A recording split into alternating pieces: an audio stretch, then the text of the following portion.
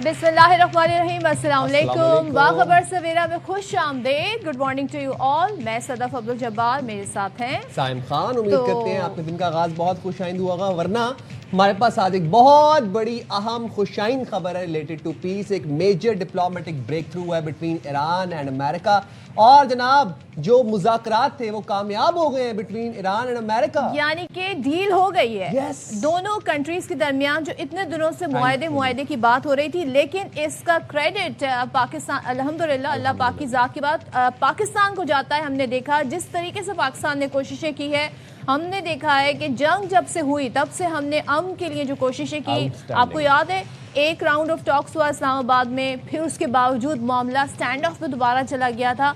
किस तरीके से पाकिस्तान ने कोशिश की है वो आपके सामने, जरा इसको हम डिटेल में भी बात बिल्कुल जी डिटेल में बात करेंगे। बहुत से दौरे, बहुत सी टेलीफोनिक गुफ्तगू, बहुत ज़्यादा दिन और रात जाग के ब्रेनस्टॉर्मिंग की गई, इधर कॉल उधर कॉल, दिन और रात एक ही रखा। ख़ास तौर पर अगर मैं बात करूं हमारे फील्ड मार्शल सैयद आसिम मुनीर साहब की, उनका एक बहुत बड़ा किरदार है और उन्होंने वो कर दिखाया जो कि दुनिया में अभी तक किसी ने ना किया और ना ही किसी की करने की जरूरत थी। तो फील्ड मार्शल को ये सहरा जाता है। इस्लामाबाद टॉक से लेकर अभी तक ये जो मेमोरेंडम जो साइन होने जा रहा है, बाय द वे फ्राइडे को एक प्रॉपर जो एक सिग्नेचर्स हैं वो होंगे, इस दस्तखत होंगे इस पूरे डॉक्यूमेंट के ऊपर, वो होंगे स्विट्जरलैंड में। लेकिन इसका नाम है इस्लामाबाद मेमोरेंडम, यानी कि इस्लामाबाद ने इसमें जो कोशिशें की हैं उसको कहते हैं ना फरामोश नहीं किया जा सकता, और पाकिस्तान ने बड़ा अहम और कलीदी रोल अदा किया है। और ये आपको हम याद दिलाते चलें कि डोनाल्ड ट्रंप की भी सालगिरह मनाई जा रही है, तो बड़ा ही कहते हैं ना कोई बड़ा मुनासिब मौका है डोनाल्ड ट्रंप साहब के लिए। बड़े दिनों से वो इस डील के हवाले से कोशिश खुद भी कर रहे थे। इसराइल के साथ जो वो कर रहे हैं ये भी हम देख रहे हैं, काफ़ी झाड़ भी पिला रहे हैं वो एक इसराइल को। लेकिन सबसे पहले ज़ाहिर आम टॉपिक बताते हैं। अमेरिका और ईरान के दरमियान अमन मुआहदा तय पा गया है और मुआहदे पर बाज़ाब्ता दस्तखत होने जा रहे हैं 19 जून को स्विट्ज़रलैंड में।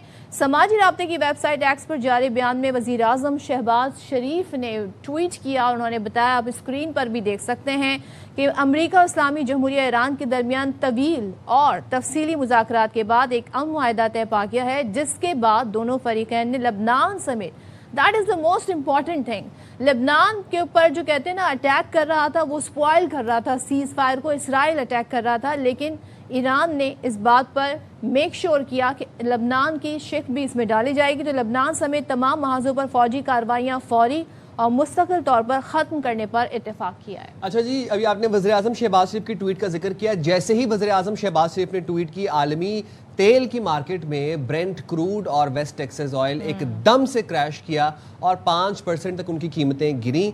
और ये जिस मुआहदे की हम बात कर रहे हैं, ये सीज़ फायर को सस्टेन करने का मुआहदा है और स्ट्रेट ऑफ हॉर्मुज़ को फौरी तौर पर खोलने का मुआहदा है। डोनाल्ड ट्रंप ने एक ट्वीट की जिसमें उन्होंने कहा कि फौरी तौर पर जो अमरीकी नेवल ब्लॉकेट था, जो कि स्ट्रेट ऑफ हॉर्मुज़ में अमरीका ने नाके पे नाका लगाया हुआ था, वो अमरीका खोल देगा और उसके बाद जो फ्राइडे को जब दस्तखत होंगे उसके बाद में स्ट्रेट ऑफ हॉर्मुज़ इमीडिएटली खोल दिया जाएगा। अच्छा, जो रेस्ट ऑफ द ट्वीट है वज़ीर आज़म की, ज़रा उस हवाले से भी बता दें। उन्होंने कहा कि तनाज़े के सिफारती हल और अमन कोशिशों में सालिसी के किरदार पर कतरी क़यादत के शुक्रगुजार हैं, जिसने फ़रीक़ैन को मुज़ाकरात की मेज़ पर लाने में अहम किरदार अदा किया। वज़ीर आज़म ने साथ में ये भी कहा कि सऊदी अरब और तुर्किया ने उनकी क़यादत ने भी अमन के क़याम के लिए भरपूर ताउन फराहम किया। वज़ीर आज़म ने ट्वीट में ये भी लिखा कि मुआहदे के बाद सालिसी करने वाले ममालिक रवा हफ्ते मज़ीद मुलाकातों और मुज़ाकरात के सिलसिले को सहूलत फराहम करेंगे। और ये मुलाकातें जो हैं मुआहदे के अमली नफाज से कबल तकनीकी मुज़ाकरात, तरीक़ेकार की तैयारी और जो सरकारी दस्तखती तकरीब है उसके इंतजामात के लिए बुनियाद फराहम करेंगी। वज़ीर आज़म के ट्वीट के बाद तज्ज़ियाकारों ने उम्मीद ज़ाहिर की कि ये पेशरफ्त खित्ते में कशीदगी के खात्मे के लिए और इस्तेहकाम के फ़रोग़ और सिफारती ज़राए से तनाज़ात के हल की जानिब एक अहम संग मील साबित होगी, और वो हुई भी। उसकी कुछ देर बाद हमें देखा डोनाल्ड ट्रंप की ट्वीट भी आ गई। लेकिन जनाब, अमेरिका और ईरान के दरमियान अमन मुआहदा तो तय पा गया है। अमेरिकी सदर डोनाल्ड ट्रंप ने मुआहदे की तस्दीक भी कर दी है और तस्दीक करते हुए उन्होंने ये कहा कि ईरान के साथ मुज़ाकरात کامیابی سے مکمل ہو گئے ہیں اور سب کو مبارک ہو. کیا بات ہے, ڈونلڈ ٹرمپ صاحب کو سب کو مبارکباد دینے کا موقع آ گیا ہے بھائی. فائنلی ٹرمپ نے مزید یہ بھی کہا کہ ایرانی بندرگاہوں پر عائد امریکی بحری ناکہ بندی جو ہے وہ ختم کر دی گئی ہے. اب تیل کی ترسیل بحال کرنے کا وقت آ گیا ہے اور عالمی تجارتی سرگرمیاں دوبارہ معمول پر لائی جائیں گے. انہوں نے کہا کہ اسٹارٹ یور انجنز. یہ بڑی ڈونلڈ ٹرمپ جو مثبت ٹویٹ کرتے ہیں نا, ہم سب خوش ہو جاتے ہیں. پہلے تو انہوں نے امن پہ جئی تھی پھیر دی, اس کے بعد انہوں نے کہا کہ جی میں اٹیک کروں گا, بار بار ڈیڈ لائن دیتے رہے. پھر پاکستان نے جب جب کہا کہ بھائی ابھی ذرا تحمل کا مظاہرہ کریں تو انہوں نے یہ بھی مانا کہ پاکستان کے کہنے پہ میں نے سیز فائر کیا, پاکستان کے کہنے پہ میں ابھی روک رہا ہوں, پاکستان کے کہنے پہ میں اٹیک نہیں کر رہا ہوں. تو بالآخر وہ معاہدے کی طرف معاہدہ ہو ہی گیا اور پھر مان ہی لی انہوں نے پاکستان کی جو کاوشیں ہیں وہ رنگ لے آئی. ٹرمپ کے بیان کے بعد ماہرین نے یہ کہا کہ اس پیش رفت سے مشرق وسطیٰ میں کشیدگی کم ہونے اور عالمی معیشت کو استحکام ملنے کی توقع ہے. اور جناب پھر ایرانی نائب وزیر خارجہ کاظم غریب آبادی نے امن معاہدے کی تصدیق بھی کر دی. ورنہ پہلے یہ ہوتا تھا کہ ایک طرف سے بات آتی تھی, خاص طور پر ڈونلڈ ٹرمپ کی جانب سے, وہ من گھڑت اپنی طرف سے کوئی کہانی یا کوئی معاہدہ کر لیتے تھے وہ, اور وہاں سے تردید ہو جاتی تھی. لیکن اب جو کہ کاظم غریب آبادی ہیں, انہوں نے بھی اس معاہدے کی تصدیق کر دی ہے اور لکھا کہ معاہدے پر سب کو عمل درآمد کرنا ہوگا. انہوں نے اپنے بیان میں کہا کہ معاہدے کا متن دستخط کے بعد جاری کیا جائے گا. اچھا دیکھیں, بہت سارے ایشوز تھے جنہیں ہم اسٹکنگ پوائنٹس کہتے ہیں, جس کی وجہ سے بات چیت جو ہے آگے نہیں بڑھ رہی تھی. اب جب ایرانی قیادت کی جانب سے بھی کہا جا رہا ہے کہ معاہدے کے لیے آئندہ 60 روز تک مذاکرات جاری رہیں گے, جن میں ظاہر ہے یہ تو انیشیل ایک آئی تھنک ایک معاملات طے پائیں گے کہ ہم نے آگے کیسے بڑھنا ہے. اس کے بعد وہ یہ کہتے ہیں جی پابندیوں کے خاتمے, یعنی ایران پر جو پابندیاں ہیں, جوہری معاملات جو کہ ڈونلڈ ٹرمپ کے لیے بڑا میٹر کرتا ہے یہ پوائنٹ, منجمد اثاثوں کی بحالی اور جنگ کے خاتمے جیسے امور زیر بحث آئیں گے. انہوں نے یہ بھی کہا کہ ایران نے اپنے مطالبات متن میں شامل کرانے کے بعد ہی MOU پر اتفاق کیا اور معاہدے کی خلاف ورزی کی صورت میں مناسب رد عمل بھی دیا گا. یعنی کہ ایران اپنی بات پر ڈٹا ہوا ہے کہ ان باتوں پر ابھی ان پوائنٹس پر مزید بات ہونی ہے. تو یہ انیشل MOU ہے جس پر سائن ہونے جا رہے ہیں بیسیکلی, جو ایران کہہ رہا ہے. اور ساتھ ساتھ آپ کو یہ بھی بتائیں کہ ایران کی خاتم الانبیاء سینٹرل ہیڈ کوارٹرز نے یہ بھی کہا ہے کہ امریکہ اسرائیل کے پاس شکست تسلیم کرنے اور ہتھیار ڈالنے کے سوا کوئی راستہ نہیں تھا. ترجمان خاتم الانبیاء فورسز کے مطابق ایرانی عوام, مسلح افواج اور علاقائی اتحادیوں کی حمایت نے امریکہ اور اسرائیل کو شکست تسلیم کرنے پر مجبور کیا. BBC یہ رپورٹ کر رہا ہے کہ ایرانی سرکاری میڈیا معاہدے کو ایران کی فتح قرار دے رہا ہے, جبکہ ملک کے اندر سخت گیر حلقوں کی جانب سے اس معاہدے پر تنقید بھی کی جا رہی ہے. اچھا میری گزارش ہے انٹرنیشنل میڈیا سے, تمام دنیا کی میڈیا سے, ابھی ذرا نا آپ فتح اور کہتے ہیں نا شکست ڈکلیئر نہ کریں, ذرا سائن ہونے دیں, اس کے بعد آپ جی بھر کے لکھیں اور بتائیں کہ کیا ہے. اچھا چلیں جناب, لیکن نتن یاہو والی بات ذرا مجھے پلیز بتانے دیں. لوگوں کو یہ پتہ نہیں کیوں مجھے اسے بار بار پڑھنے کا دل کرتا ہے جو یہ پوسٹ انہوں نے کی ہے ڈونلڈ ٹرمپ نے. اچھا امریکہ ایران معاہدے میں تاخیر کیوں ہوئی, ڈونلڈ ٹرمپ صاحب خود بتا رہے ہیں. امریکی صدر ٹرمپ کہتے ہیں کہ نتن یاہو بیروت پر حملہ نہ کرتا تو اب تک ایران سے معاہدہ ہو جاتا. ایگزیبس کی رپورٹ ہے کہ اسرائیلی حملے کے بعد صدر ٹرمپ کی نتن یاہو سے ایک اور ٹیلی فونک گفتگو ہوئی, گالم گلوچ ہوئی ہے. صدر ٹرمپ اسرائیلی حملے پر نتن یاہو سے شدید ناراض ہیں, غصہ ہوئے, انہوں نے کھری کھری سناتی ہیں. مطلب نتن یاہو کو ٹرمپ سے گالیاں پڑی ہیں. انٹرنیشنل بے عزتی اسے کہتے ہیں. واو, اچھا یہ پہلی دفعہ ہے کسی کو گالیاں پڑی اور ہمیں اچھا لگ رہا ہے. نتن یاہو کہتے ہیں جی, صدر ٹرمپ کہتے ہیں نتن یاہو کے پاس فیصلے کرنے کی نہ کوئی عقل ہے نہ کوئی سمجھ بوجھ ہے, اور نتن یاہو کو اس وقت بے وقوفانہ حملے کی کیا ضرورت تھی. جناب ہمارے ساتھ اسی حوالے سے بات کرنے کے لیے موجود ہیں سابق سیکرٹری خارجہ جوہر سلیم صاحب.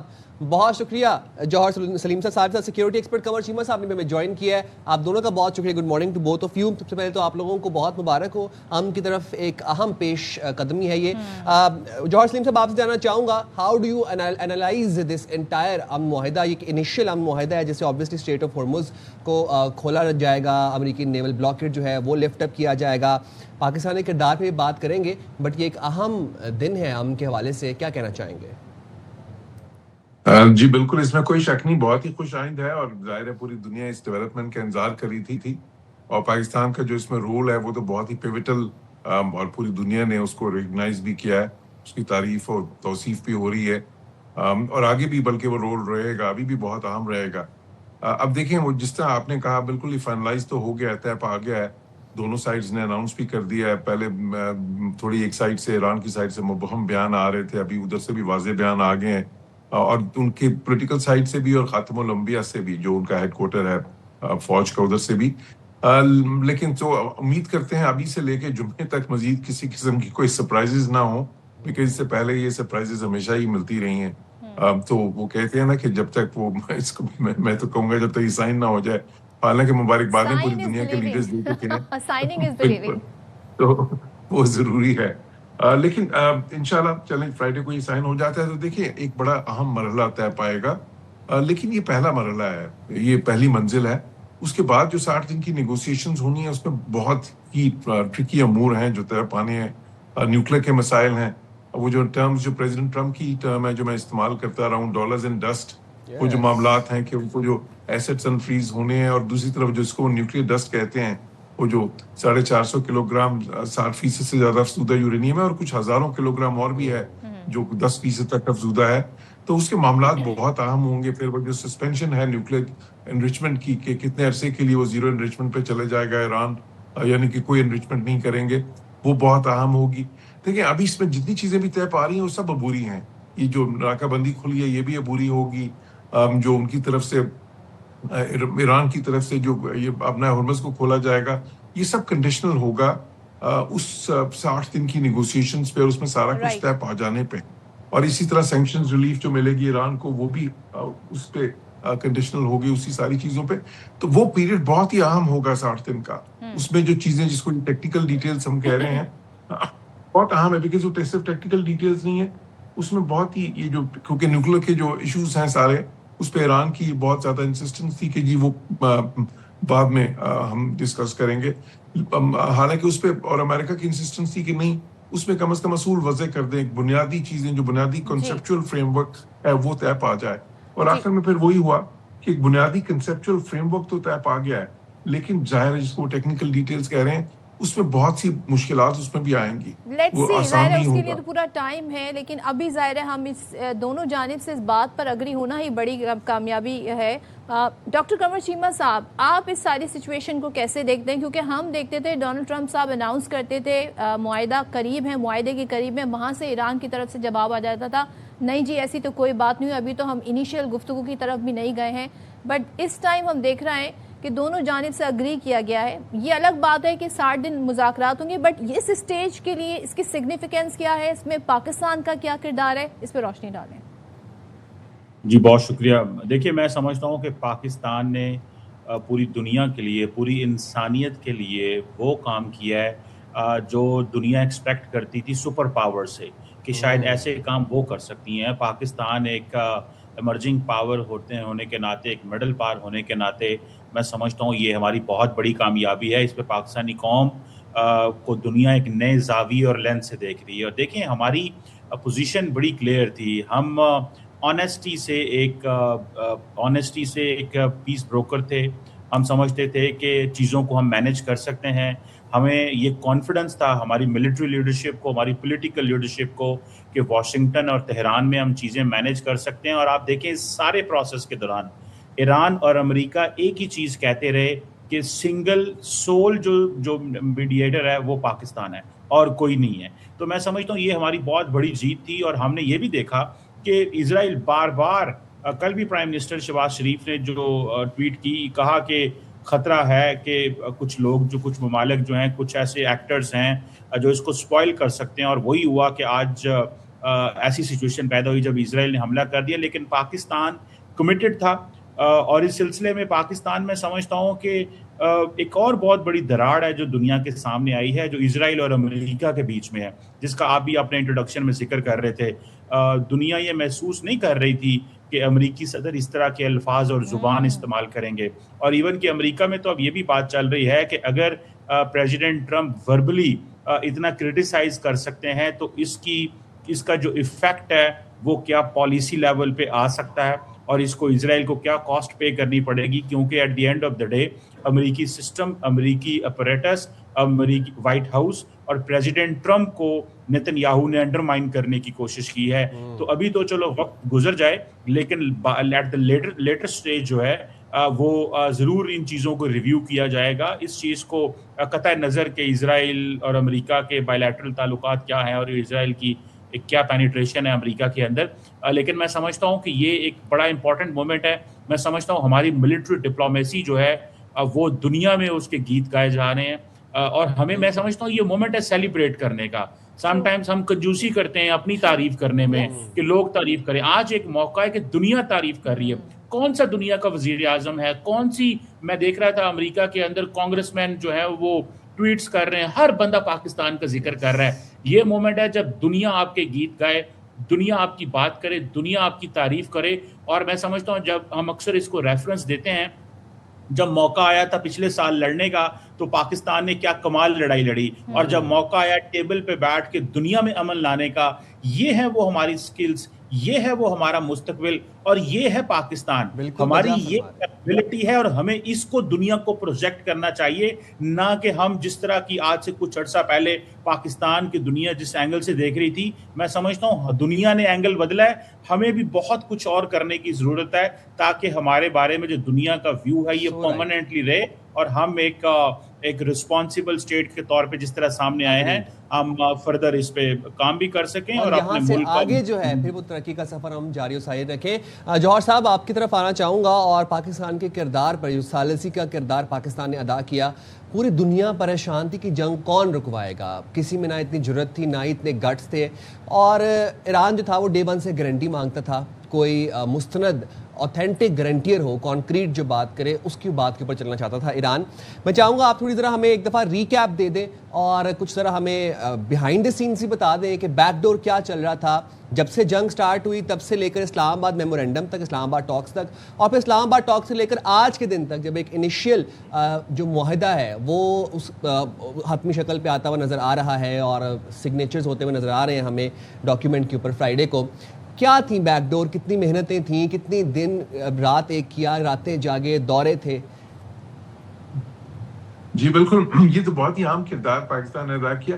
دیکھیں اس میں سب سے عام چیز کیا تھی, پہلے یہ فیسیلیٹیٹر سے پاکستان نے شروع کیا, پھر میڈیٹر پلس, کیونکہ اس پہ ایسے ایسے مراحل آئے دونوں سائڈز کے درمیان. جو یہ فریق ہیں, اعتماد کا اتنا فقدان تھا دہائیوں پرانا, جس کی وجہ سے وہ بالکل بھی کسی طرح سے بھی ٹرسٹ کرنے کے لیے تیار نہیں تھے. اس میں جو پاکستان کی کریڈیبلٹی تھی, پاکستان پہ ٹرسٹ تھا دونوں سائڈز کا, تو پاکستان نے اس کو جو ہے نا پورا بروئے کار لا کے, اور بہت ہی دیکھیں ایسے مرحلے جہاں پہ کہاں پہ ایک ٹائم پہ سویلائزیشن تباہ کرنے کی باتیں ہو رہی تھیں, وہاں سے ان کو مذاکرات کی میز پہ ایک دوسرے کے آمنے سامنے بٹھا دیا اسلام آباد میں. پھر جب مذاکرات وہاں پہ جو ہے بات جو ہے تھوڑی سی بگڑی, پھر بات جنگ کی طرف جانے کی لگی, اور ایک موقع پہ نہیں کئی مواقع پہ, تو ہر بار پاکستان نے سچویشن کو ریسکیو کیا. اور دیکھیں کئی بار وہ پھر آپ نے دیکھا دورے ہوئے ایران کے, کبھی فیلڈ مارشل, کبھی ان کے ریپریزنٹیو, کبھی جو ہے ٹاپ لیول پہ ٹیلی فون پہ رابطے آلموسٹ ڈیلی بیسس پہ. تو اتنے زیادہ جو بالکل مواقع کے, اور کئی بار تو دنیا اس پہ امید چھوڑ چکی تھی, لگتا تھا کہ بس بات دوبارہ جنگ کی طرف چلی جائے گی اب, اور پاکستان نے وہاں سے پھر دونوں سائڈز کو دوبارہ سے کنونس کرنا ہر بار. اور پھر ایک اور دیکھیں مسئلہ کیا تھا, ایک مسئلہ یہ بھی تھا کہ ایران کے اندر وہاں پہ ایک تھوڑی سی, جس طرح میں کہہ بھی چکا ہوں, ایک تھوڑی سی کشمکش چل رہی تھی پریگمیٹسٹ کی, اور جو وہاں پہ ہارڈ لائنرز ہیں ان کی, ان کے وہاں پہ ایک کنسنسس کو ایمرج کروانا, اس میں بھی پاکستان نے ایک کردار ادا کیا. پھر امریکن سائڈ پہ بھی بہت سی چیزیں تھیں کہ وہ ٹرسٹ کرنے کے لیے بالکل تیار نہیں تھے. ایران کا امریکہ پہ, پریزیڈنٹ ٹرمپ پہ بالکل ٹرسٹ نہیں تھا. تو اس وجہ پھر اسرائیل کا بیچ میں ایک اسپوائلر کا کردار, بار بار وہ بھی کوشش کرتے تھے کہ یہ پروسیس ڈیریل ہو جائے. تو اتنے زیادہ نازک ترین مراحل پہ پاکستان نے اس پورے پروسیس کو بریک ڈاؤن ہونے سے بچایا. کسی نہ کسی صورت میں وہ جاری رہا. بے شک وہ جو ہے نا دیکھیں مذاکرات بالواسطہ, کبھی بلا واسطہ, پھر اس کے بعد جو ہے نا سیز فائر سٹرائکس ہو رہی ہیں, کاؤنٹر سٹرائکس ہو رہی ہیں, لیکن سیز فائر کا ڈیکورم پھر بھی رکھا گیا. اور کئی بار دیکھیں وہ پریزیڈنٹ ٹرمپ نے تو اپنی ٹویٹس میں کہہ دیا, اپنی اسٹیٹمنٹس میں کہہ دیا کہ آج کا ہم نے اٹیک اس لیے روکا ہے کہ جی پاکستان نے ہمیں کہا کہ جی بات ابھی یہاں سے بن جائے گی. اور پھر اس میں پاکستان کا یہ بھی ہمیں بالکل ریکگنائز کرنا چاہیے, جو پاکستان کو چائنا کی سپورٹ تھی بہت اہم تھی, قطر جیسے ممالک کی سپورٹ تھی, سعودی عرب کی جو سپورٹ تھی بہت اہم تھی, تو یہ جو ہے اسی طرح ترکیہ کی سپورٹ تھی بہت اہم تھی. لیکن اس میں جو پیوٹل رول تھا, جو سب سے کلیدی کردار تھا, وہ پاکستان کا ہی تھا. اور اس چیز کو یہ سارے ملک ریکگنائز کرتے ہیں. اور ابھی بھی میں سمجھتا ہوں وہ کردار ختم نہیں ہوا, لیکن یہ پروسیس تو بھی 60 دن چلے گا. اس میں بھی کئی مشکل مواقع آئیں گے. تو پاکستان کا جو یہ رول ہے ابھی تک جو رہا ہے یہی آپ کو آگے بھی نظر آئے گا. اور میں سمجھتا ہوں کہ جو ہے نا سب اس چیز کی, اب دیکھیں اس وقت کیسی سچویشن ہے کہ یو کے پرائم منسٹر ہیں, اب یہ وہ ممالک ہیں جو ہمیشہ صف اول پہ ہوتے تھے ایسے موقع پہ, یا فرانس کے ہیں یا جرمنی کے ہیں چانسلر, تو وہ سارے اس وقت جو ہے صرف مبارکبادیں دے رہے ہیں, اس پروسیس میں کسی طرح سے شامل نہیں تھے وہ. تو پاکستان وہ ملک ہے جو کہ جو ایک بالکل جو ہے نا ایسا رول ادا کر رہا ہے, جو صحیح کہا کہ جو اس سے پہلے جو گریٹ پاورز ادا کرتی تھی, تو as a middle power, as an emerging power. اور پھر سب سے بڑھ کے یہ ہے, میں سمجھتا ہوں دیکھیں اس پاکستان کو ایک as a factor of stability اب دیکھا جا رہا ہے. پاکستان کو جو ہے نا ایک اتنا رسپانسبل کردار, تو وہ ہمارے لیے ایک ونڈو آف اپرچونٹی بھی ہے پاکستان کو ری برانڈ کرنے کے لیے. اور یہ میں سمجھتا ہوں کہ یہ بھی ہماری ڈپلومیسی کا ایک چیلنج ہوگا.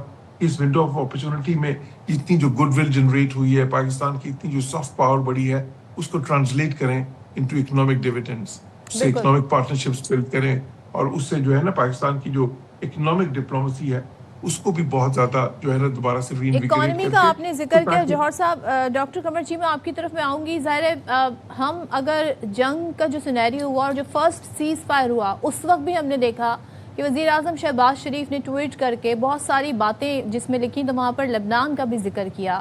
یہ بھی ایک بڑی اچیومنٹ ہے. اور اگر میں اکانومی کی بات کروں تو دنیا کی معیشت جو ہے وہ جس طریقے سے سفر کیا, جو جس طرح سے ملکوں میں مہنگائی بڑھی, پیٹرول کی قیمتیں بڑھی, ہم وہ دیکھ رہے ہیں. اور ظاہر ہے ہمارا ملک بھی اس سے متاثر ہوا. اس وقت تو پوری دنیا کو تھینکفل ہونا چاہیے کہ پاکستان نے جو کوششیں کی ہیں. اب ظاہر ہے آہستہ آہستہ ہم دیکھ رہے ہیں عالمی منڈی میں خام تیل کی قیمتیں بھی کم ہو رہی ہیں, تو اس کے اثرات پھر ہونا شروع بھی ہو جائیں گے. لیکن میں یہ جاننا چاہتی ہوں, پاکستان نے صرف امریکہ ایران پر نہیں GCC کنٹریز کو بھی کنونس کیا کہ جو اسٹرائک ہو رہی ہیں اس پر آپ کاؤنٹر اسٹرائک نہ کیجیے گا, کیونکہ ظاہر ہے اسپوائلر اسرائیل یہی چاہتا ہے کہ تمام کنٹریز, تمام ممالک اس جنگ میں آ جائیں. تو پاکستان کے اس ہولسٹک رول کے حوالے سے میں چاہوں گی کہ پاکستان نے کہاں پر کیا کیا کیا ہے, ذرا اس پہ ایک بار پھر سے آپ روشنی ڈالیں.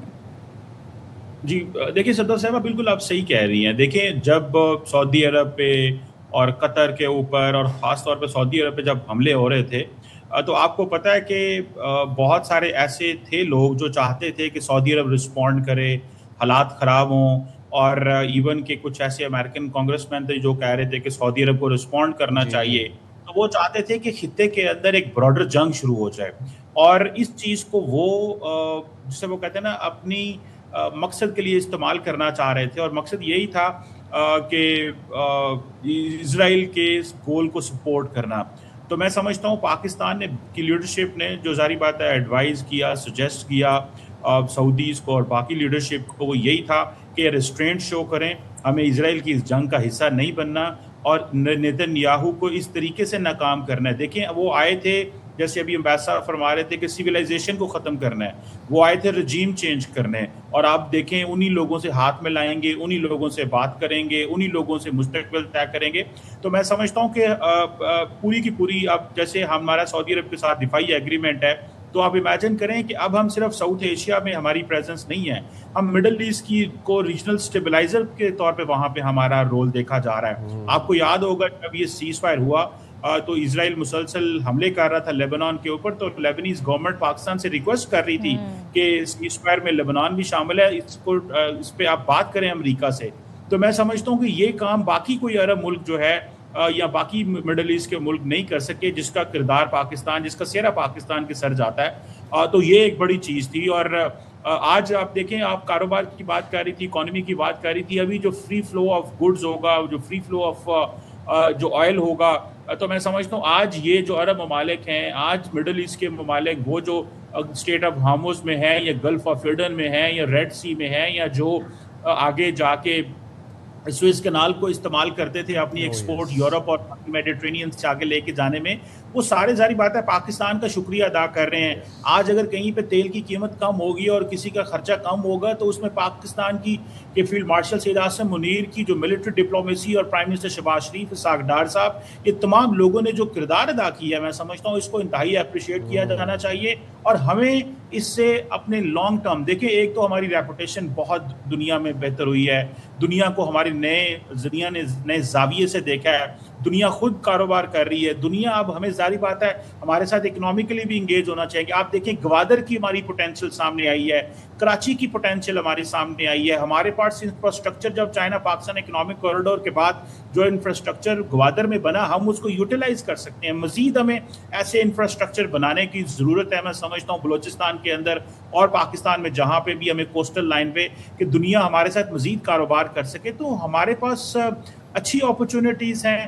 ہم نے دنیا کو بڑی جنگ سے بچایا. مڈل ایسٹ کے ممالک کو ہم نے ایک پریگمیٹک پروگریسو سوچ رکھنے کا کہا, اور آج ہماری ملٹری لیڈرشپ کی اور ہماری جو پولیٹیکل کلاس ہے اس کو اس انداز سے دیکھا جا رہا ہے کہ ایک وقت تھا کہ ہم چاہتے تھے اپنی فائنینشیل اسٹیبلٹی کے لیے ریکویسٹ کرتے تھے, آج ہم کو اسٹریٹجک میٹرز میں بھی ایڈوائز کر رہے ہیں. تو یہ وہ ہماری اور سکلز ہیں. میں سمجھتا ہوں یہ وہ سکل سیٹ ہے کہ یہ صرف ہم فائنینشیل اسٹیبلٹی کے لیے ان ملکوں کو ریکویسٹ نہیں کرتے, ہم نے اپنی جو ایک فیوچر فور کاسٹ تھا ہمارا کہ ہمیں مستقبل ہم کیا دیکھ رہے ہیں, تو اسی لیے ساؤتھ ایشیا ہو یا مڈل ایسٹ ہو, پاکستان ایک امپورٹنٹ پلیئر ہے, ریجنل اسٹیبلائزر کے طور پہ ایمرج کیا ہے اور مثبت کردار ہے. عموماً ملک جو ہوتے ہیں ان کا کردار نیگیٹولی دنیا میں ڈسپلے ہوتا ہے, پاکستان کا کردار انتہائی مثبت ہے کہ اب آپ کو ریڈ سی کے اندر, میڈیٹرینین کے اندر, نارتھ افریقہ کے اندر, جہاں پہ ایجپٹ جیسے ہمارے دوست ہیں, وہ سارے ایک نئے زاویے سے دیکھ رہے ہیں. اور میں سمجھتا ہوں کہ یہ ایک بڑی کامیابی جہاں پہ ہے پاکستان کی, اس سے ہمیں وہ انسینٹو بھی لینے ہیں. وہ انسینٹو جس ہم اپنی مارکیٹس کو دنیا میں کے ساتھ ہم جسے کہتے ہیں نا, ایک لفظ ہوتا ہے کمپلیکس انٹر ڈیپینڈنس, انگیج کرنا. ہمیں فائدہ اٹھانا چاہیے کہ ہم اپنے لوگوں کو کیسے ان اپرچونٹیز تک لے کے جانا چاہیے. دیکھیں یہاں پہ چائنا پاکستان اکنامک کوریڈور آیا, بہت کوشش کی, چیزیں ہوئیں, ہمیں اس چیز کو دیکھنا ہے کہ مزید کیسے فائدے اٹھائے جا سکتے ہیں. ہمیں سیکیورٹی پارٹنرشپس کو اکنامک پارٹنرشپ میں بھی کنورٹ کرنا ہے تاکہ ہم لانگ ٹرم جو ہے وہ فائدہ اٹھا سکیں اور ہماری میکرو اکنامک اسٹیبلٹی ہو سکے, تاکہ ہم کبھی بھی اپنے دوست ممالک کو یا فائنینشیل انسٹیٹیوشنز کے پاس نہ جائیں. میں سمجھتا ہوں بڑے موقع ہیں, اب ہم نے ان موقعوں کو کیسے سیز کرنا ہے اپنے لوگوں نے, اور یہ ہر پاکستانی کی جاب ہے, یہ صرف گورنمنٹ کی جاب نہیں ہے, یہ صرف گورنمنٹ کی طرف نہ دیکھتے رہیں. ہر پاکستانی کی جاب ہے کہ وہ نئے ایونیوز تلاش کرے, وہ مڈل ایسٹ میں دیکھے, وہ نارتھ افریقہ میں دیکھے, وہ ساؤتھ ایسٹ ایشیا میں دیکھے, وہ یورپ میں دیکھے کہ ہم اپنے آپ کو کیسے ریلیونٹ کر سکتے ہیں. جو کام حکومت کا اور فوج کا تھا, جو لیڈرشپ کا تھا, وہ تو کیا, ہمیں اپنے تائیں بھی سٹیپس لینے پڑیں گے. بالکل بجا فرما رہے ہیں قمر چیمہ صاحب, بہت شکریہ آپ نے پروگرام کے لیے وقت نکالا. جوہر سلیم صاحب ہمارے ساتھ ہی موجود ہیں. ہم یہاں پر ایک چھوٹی سی ہمیں بریک میں جائیں, لیکن میں آپ کو یہ بتا دوں کہ 2025 سے لے کر ابھی تک ہم دیکھ رہے ہیں کہ پاکستان نے دنیا کو باور کروا دیا کہ ہم جنگیں بھی لڑ سکتے ہیں, ہم دفاع بھی کر سکتے ہیں, ہم امن کی بات بھی کر سکتے ہیں, ہم ریجنل اسٹیبلائزر بھی ہیں اور ہم سیکیورٹی پرووائڈر بھی ہیں, اور دنیا اس چیز کو ایکسیپٹ کر رہی ہے. اور ہم کا پیغام بھی پہنچاتے ہیں اور اس پر بلیو بھی کرتے ہیں, اور اس کے لیے ہم نے کوششیں بھی کی ہیں, جس کا کہتے ہیں نا مظہر آپ اس وقت دیکھ رہے ہیں, اثرات اس کے آپ دیکھ رہے ہیں. چھوٹا سا بریک, جوہر صاحب ہمارے ساتھ رہیں گے, بریک کے بعد واپس آتے ہیں.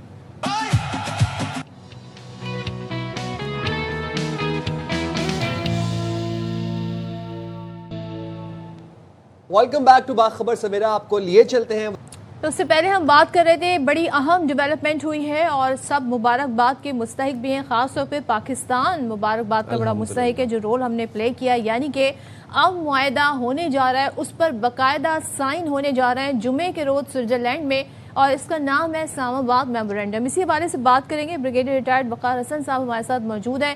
تھینک یو سو مچ وقار صاحب اس ساری صورتحال پہ بات کرنے کے لیے. ہم یہاں پر پاکستان کے رول پر بات کر رہے ہیں, کیونکہ جب جنگ شروع ہوئی, جس طریقے سے سب کے ہم منظر دیکھ رہے تھے, ہمیں لگ رہا تھا کہ شاید ایران جو ہے وہ اس طرح سے فائٹ بیک نہ کرے, بٹ ایران نے فائٹ بیک کی. لیکن پھر معیشت دنیا کی متاثر ہوتی رہی, جنگ طویل سے طویل ہوتی رہی. پہلے سیز فائر میں پاکستان نے جو رول پلے کیا, اس کے بعد ہم نے دیکھا کہ پھر پاکستان کی کوششیں جاری رہیں. فیلڈ مارشل نے تہران کا دورہ کیا, اور اس کے بعد ہم نے دیکھا بیک اینڈ فورتھ گفتگو رہی, اور پاکستان ایک وہ ملک ثابت ہوا جو امریکہ سے بھی بیک وقت بات کر سکتا تھا, ایران سے بھی بات کر سکتا تھا, اور جی سی سی کنٹری سے بھی بات کر سکتا تھا, بیکاز سب کی انوالومنٹ بڑی ضروری تھی. کس طرح آپ دیکھتے ہیں, کتنی بڑی سگنیفیکینس ہے, کتنی بڑی وکٹری ہے یہ؟ جی بسم اللہ الرحمن الرحیم. تھینک یو سائمن صدر. آئی تھنک ہر لحاظ سے یہ ایک ہسٹورک مومنٹ ہے, ڈسپائٹ کے جو ڈیٹیکٹرز تھے یا آپ کہہ رہے ہیں جو چاہتے تھے کہ یہ امن معاہدہ جو ہے یہ پایہ تکمیل تک نہ پہنچے وہ اینڈ ابھی تک I think Israelis are trying. پھر بھارت نے ایفرٹ کی, پھر اسی طریقے سے نیو کون ہے, لیکن اتنی بڑی ہاسٹیلٹی دیکھیں 47 سال کی دشمنداری ہے, پھر 2 جنگیں ہوئی ہیں پچھلے 2 سالوں میں, اس سال کو شامل کر لیں تو اس میں آئی تھنک پاکستان کا انٹروین کرنا یہ بہت بڑا ہائی رسک بھی تھا, اور لیکن ایک ویژن تھا لیڈرشپ کا. تو پولیٹیکو ملٹری لیڈرشپ نے آئی تھنک 3-4 چیزیں بڑی اہم ہیں اس کے اندر. ون واز کہ عین لڑائی کے اندر آپ نے انٹروین کیا, اور ٹرسٹ جو ہے آپ دونوں سائڈس کا دیکھیں, یو ایس ہو یا ایران ہو, دے بلیو کہ Pakistan is an honest negotiator, اور یہ ہمیں ہیلپ کر سکتا ہے to get out of this cook directive. تو دنیا ایک دلدل میں پھنس چکی تھی.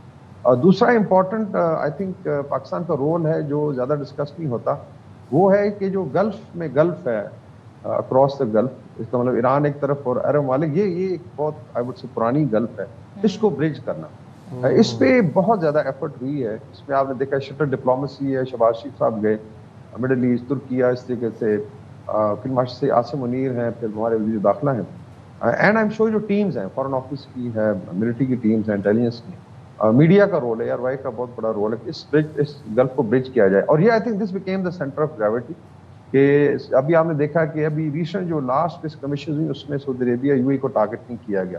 ایک بڑی اچھی انڈرسٹینڈنگ ڈیولپ, اور یہ I think this will become a foundation of جو فیوچر اس علاقے کا, جس پہ بھی آلریڈی بات چیت شروع ہو گئی ہے. تو یہ I think this was I would say second major Pakistan کا انیشیٹو کہہ لیں, پاکستان کی تھنکنگ تھی کہ لوگ فائدہ اٹھائیں گے لڑائی کا, اور اسلامک ورلڈ میں ہی نہیں ہونا چاہیے, اور ریجن کا بھی فائدہ. And then was of course ایک کچھ ڈیٹیکٹرز ہمارے گھر میں بھی ہیں جو روزانہ ایک نئی اسٹوری لے کے آتے تھے, ان کی بہت بڑی شکست ہے. تو میرے خیال میں زائنسٹ لابی جو اسٹرانگسٹ لابی ہے دنیا میں, اس کی ڈیفیٹ ہے, اس کے بعد نیو کونس کی ڈیفیٹ ہے, اور جتنے بھی ڈیٹیکٹرز تھے ان کی ڈیفیٹ ہے. And Pakistan is come out flying colours, اور جب ہسٹری لکھی جائے گی تو آئی تھنک پھر جا کے پتہ چلے گا کہ کتنا بڑا رول پلے کیا, اینڈ باقی دنیا کو ایک بہت بڑے ڈیزاسٹر سے بچایا. اگریڈ, دنیا کو بہت بڑے ڈیزاسٹر سے بچایا. جوہر سلیم صاحب, آپ سے بھی یہی بات جاننا چاہوں گا کہ پاکستان نے نہ صرف خطے میں امن کا قیام کیا بلکہ فیلڈ مارشل کی جو کاوشیں تھیں امن کے لیے, اس سے پوری دنیا میں پیس پریویل کیا ہے. سر یہاں پر خطے کی بات نہیں ہو رہی, یہاں پوری دنیا کی بات ہو رہی ہے, اور بہت سے مقام ایسے بھی ہے جہاں پر دنیا گو اپ کر چکی تھی. ہمارے حوصلے پست ہو چکے تھے کہ جب تک اسرائیل ایگزسٹ کر رہا ہے اس پیس ایکویشن کے اندر, تب تک خدا نہ خواستہ کوئی معاہدہ نہیں ہو سکتا, تب تک یہ جنگ جاری رہے گی اور پھیلتی رہے گی. تو ایسے میں پاکستان نے نہ صرف جی سی سی ممالک کو ریٹیلیٹ کرنے سے روکا بلکہ امن کے لیے کوششیں مزید تیز کی. اور سر دوسری بات یہ بھی ہے کہ ہم یہ بھی جانتے ہیں کہ 47 ایئرز آف ٹینشنز تھیں, کبھی ڈائریکٹ ڈپلومیسی میں انگیج نہیں کیا تھا امریکہ اور ایران نے. ان دونوں کو ایک میز پر لا کے بٹھانا یہ ایک دن کی کہانی نہیں ہے, اس کے پیچھے بہت کاوشیں تھیں, بہت محنتیں تھیں, بہت متعدد دورے تھے. فیلڈ مارشل کی جو زبردست ملٹری ڈپلومیسی تھی, آج دنیا اس کی معترف ہے. سر آپ کیسے انالائز کریں گے اس کو؟ جی بالکل, اس میں کوئی شک نہیں, یہ ملٹی فیسٹڈ ڈپلومیسی تھی. بالکل آپ نے صحیح کہا, ایک سائڈ پہ وہ جو ہے نا اسرائیل کی سازشوں کو ناکام بنانا تھا, بیکاز ان کی تو کوشش تھی مسلمان ملک آپس میں لڑتے رہیں اور جو ہے نا یہ جنگ کا دائرہ اور بھی پھیلے, بیکاز وہ تو کانفلکٹس میں پراسپر کرتے ہیں نا, ان کی تو نیشنل انٹرسٹ میں بھی ہے اور نیتن یاہو کے پرسنل انٹرسٹ میں بھی ہے کہ کانفلکٹ چلتا رہے, اور بہت ہی کوشش بھی وہ بار بار وہ جو ہے اسی لیے وہ سیبوٹاج پروسیس کو بار بار مختلف طریقے سے کرتا رہتا تھا. پھر جو سعودیز اور جو باقی گلف کنٹریز ہیں اس کے اور ایران کے درمیان وہ جو ظاہر ہے بہت ہی اہم مواقع پہ پاکستان نے بالکل ریسٹرین کے لیے دونوں سائڈز کو کہا, صرف ایک سائڈ کو نہیں, اور اس سے بہت زیادہ وہ پھر چیز بچی. پھر ساتھ ہی ساتھ امریکہ اور ایران, وہاں پہ بھی معاملات اعتماد کی اتنی کمی تھی, اتنا زیادہ گلف تھا, اس کو بھی بہت ہی اہم ترین موقع پہ کہاں پہ وہ جس طرح سویلائزیشن تباہ کرنے کی باتیں ہو رہی تھیں, 40 بار میرے خیال ہے وہ ٹیکس کی باتیں ہوئیں, تو ساروں سے بچایا اس پروسیس کو, جو ہے نا سیز فائر کو بھی بچایا, مذاکرات بھی ساتھ چلتے رہے, اور بالآخر دیکھیں آ کے جو ہے نا ایک بہت اہم کامیابی ہے انشاءاللہ. اور اس کے آگے بھی خیر جو پروسیس ہے وہ بھی بہت اہم ہے, اس پہ بھی پاکستان کا رول آپ دیکھیں گے اس میں رہے گا. یہ 60 دن کی آگے 60 دن کے مذاکرات ہیں, کیونکہ ابھی بھی اس پروسیس کو پاکستان کی بہت ضرورت ہے جو ہے, اور وہ پاکستان کا اس میں ساتھ رہے گا, اور امریکہ کا اور ایران کا دونوں کا پاکستان پہ جو ہے نا اعتماد, دونوں کی جو اس پروسیس میں پاکستان پہ ڈیپینڈنس ہے وہ ویسے ہی رہے گی. اور دیکھیں 3 قسم کی چیزیں تھیں, یہ صرف جو اس جنگ کی وجہ سے یہ نہیں تھا کہ صرف یہ تیل جو ہے اس کا فلو بند ہو گیا تھا, बल्कि ये जो नेचुरल गैस है पूरी दुनिया में उसका भी फ्लो बहुत ही मुतासिर हुआ था। और तीसरी जो बहुत अहम तरीन चीज़ मैं समझता हूँ जिसकी बात कम होती है वो ये है कि दुनिया की जो 1/3 फर्टिलाइजर्स जो हैं वो भी यहीं से आती थी, तो उनका वो भी जो है ना उसकी बंदिश की वजह से एक फूड क्राइसिस दुनिया में एक जो है ना मिलियंस की बात हो रही थी यहाँ पे कि मिलियंस जो है ना वो फैमिन का शिकार हो जाएंगे दुनिया में। तो उस चीज से भी पाकिस्तान ने दुनिया को बचाया जो है ना, तो वो मैं समझता हूँ देखिए करोड़ों के हिसाब से वो लोग क्योंकि ये अगर ये फर्टिलाइजर्स जो हैं इस समर में जो है इनकी बंदिश ऐसे ही जारी रहती तो उसके बाद जो क्रॉप्स की यील्ड्स कम होनी थी उसकी वजह से जो दुनिया के बहुत से खितों में ये फैमिन ऑलमोस्ट आ जाते और ये खुराक की कीमतें इतनी ज़्यादा हो जाती हैं कि वो जो गरीब लोग हैं दुनिया में हर जगह पे उनकी इस्तिताअत से बाहर चली जाती, तो वो भी पाकिस्तान ने उससे भी बचाया। फिर एक बहुत बड़ा इकोनॉमिक क्राइसिस दुनिया को दुनिया रिसेशन की तरफ जा रही थी, बल्कि बात तो डिप्रेशन की तरफ चली जानी थी, क्योंकि इस जंग से सिर्फ ये नहीं हो रहा था कि बंदिश हो रही थी इन चीज़ों की, बल्कि अगर इसके बाद जंग का जो नेक्स्ट राउंड आता जिसमें अमेरिका थ्रेटन कर रहा था कि जी वो इनकी इंस्टॉलेशन सारी तबाह कर देंगे ईरान की, वो तबाहकुन हो सकता था। I totally agree with you जौहर साहब। बकार साहब आपकी तरफ मैं आना चाहती हूँ। प्री वॉर सिचुएशन गो कि पाकिस्तान ने जिस तरह इंडिया को शिकस्त दी, पाकिस्तान का एक नया इमेज उभरा, लेकिन हु थॉट कि पाकिस्तान कभी मुज़ाकरात में अमेरिका को इस तरफ ले आएगा कि अमेरिका के लिए सीज़ फायर करवाएगा, यानी अमेरिका और ईरान में सीज़ फायर करवाएगा। कहाँ अमेरिका ये काम किया करता था। मैं यहाँ पे जानना चाहती हूँ पाकिस्तान और ईरान ये दो मुल्क ऐसे उभरे हैं जिनका एक बिल्कुल ही अलग ही इमेज आया। ख़ासतौर पे पाकिस्तान ने तो जिस तरह से जंग में भी हराया इंडिया को, और फिर पाकिस्तान ने जिस तरीके से मुज़ाकरात और डायलॉग को लेकर आगे बढ़ा और यकीनी बनाया कि डायलॉग के ज़रिए ही अमन आए। इसराइल और America they both have been defeated, क्या कहिएगा? आई थिंक बिल्कुल अहम चीज़ है। और अगर लास्ट ईयर की आप लड़ाई देखें मई और जून, मई में पाकिस्तान पे हमला हुआ, जून पे ईरान पे हुआ, तो ये सारा कनेक्टेड है। इट्स नॉट के अनफॉर्चुनेटली जेडी वैंस साहब इंडिया में थे जब वहाँ से निकले थे तो हमला हो गया था। तो ये आई फील कि दिस वाज जिस कहते हैं ना कि आखिरी एफर्ट थी कि मिडल ईस्ट की बड़ी मिडल पावर्स हैं स्पेशली पाकिस्तान ईरान, इनको इतना डेंट कर दिया जाए कि फिर खेल खुल जाना था। फिर जो ग्रेट इजराइल का कह लें हेजेमनी है, आई नॉट से कि फिजिकल, वो कायम हो जाती और शायद इस्लामिक वर्ल्ड को बहुत बड़ा धचका पहुंचता। तो ये I think back to back fight हुई। पाकिस्तान ने भी अगर आप देखें तो एसिमेट्रिक वॉर थी, मतलब इतनी बड़ी फौज है भारत की, और ना सिर्फ दान खट्टे की बल्कि then this is being taught as model battle and the history of war जो पाकिस्तान ने किया। तो वहाँ से फिर और फिर इसके बाद ईरान का आ जाता है लास्ट ईयर रेजिस्टेंस थी। इस साल फिर ईरान ने प्रूव किया कि they are not push over. तो ये आई थिंक अल्लाह की तरफ से मदद भी रही और इसमें एक मेजर शिफ्ट आया है। तो ये जो पाकिस्तान ने बिल्डअप किया था लास्ट ईयर, उसी के समरात हैं जो कि diplomat like military victory it then became helpful in developing a diplomatic prowess जो भी आपको नजर आ रहा है कि अभी आप खुल के खेल रहे हैं। but people realize कि ये पुश ओवर नहीं है, it's a responsible nuclear power और ये अपना काम भी जानते हैं और फिर डिप्लोमेसी में आपके ऊपर ट्रस्ट किया गया। तो ये आई थिंक दोनों साल कनेक्टेड है। 2025 मिलिट्री सक्सेस का साल था और 2026 अलग से डिप्लोमेटिक सक्सेस का साल। इसमें I think minister foreign affair जो टीम है डार साहब की वो मुबारकबाद के मुस्तहिक हैं, जौहर सलीम साहब, बाकी जो लोग एडवाइज करते रहे and all. So I think it's a whole of a nation approach जिसकी वजह से कामयाबी हुई। Lovely, thank you very much बकार साहब, जौहर सलीम साहब, आप लोगों को भी मुबारक हो, आप लोग भी मुबारकबाद के मुस्तहिक लम्हा बलम्हा हमें अपने कीमती एनालिसिस से आप लोग अपडेट रखते रहे। बहुत शुक्रिया आप दोनों का। यहाँ पर छोटे सा ब्रेक का वक्त हुआ जनाब, ब्रेक के बाद वापस आएंगे, गुफ्तगू के सिलसिले को यहीं से कंटिन्यू करेंगे।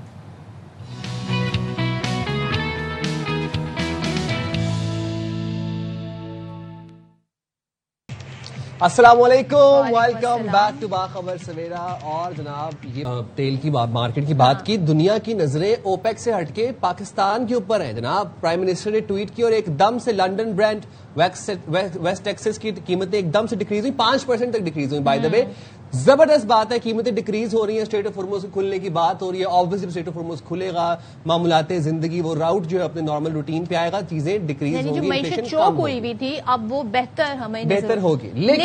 लेकिन जनाब यहाँ पर एक लेकिन है, बट वो ये है कि एलपीजी की मनमानी कीमतों पर शहरियों पर कयामत बर्पा की जा रही है। और ये बात अब मुझे कहते हुए भी अजीब ही लग रहा है क्योंकि हम पिछले 2 महीनों से ये इशू अपने प्रोग्राम में उठा रहे हैं कि एलपीजी की कीमतों पे क्यों मनमानी रेट्स जो हैं वो लिए जा रहे हैं शहरियों से। 308 रुपए ओगरा का ऑफिशियल रेट है, 308 रुपए। और आज भी मार्केट में 450-460 तक पर केजी एलपीजी मिल रही है। इसको आप 500 कह लें तो मैं गलत नहीं कहूंगी, क्योंकि जिस तरह मनमानी कीमतें, अब आप ये सोचें लोगों को घरों में खाना बनाना मुश्किल हो गया है, खाना अगर बाहर से लाएं तो वो महंगा पड़ता है, और रोज रोज आप बाहर का खाना, टू बी ऑनेस्ट, जो एक कहते हैं ना मिडिल क्लास तबका है पाकिस्तान में, और जो हम कहते हैं ना खते गुर्बत से जो नीचे रह रहे हैं, उनकी तो क्या ही बात करनी, उनके लिए कितना मुश्किल हो गया है। एक दूसरी तरफ हम ये देख रहे हैं रिक्शा टैक्सी वालों को भी महंगी एलपीजी का एक तरीके से जाहिर है उनके पास भी एक जवाब है ये कहने के लिए कि अगर वो किराए बढ़ा रहे हैं, ये एक सस्ती सवारी समझी जाती है,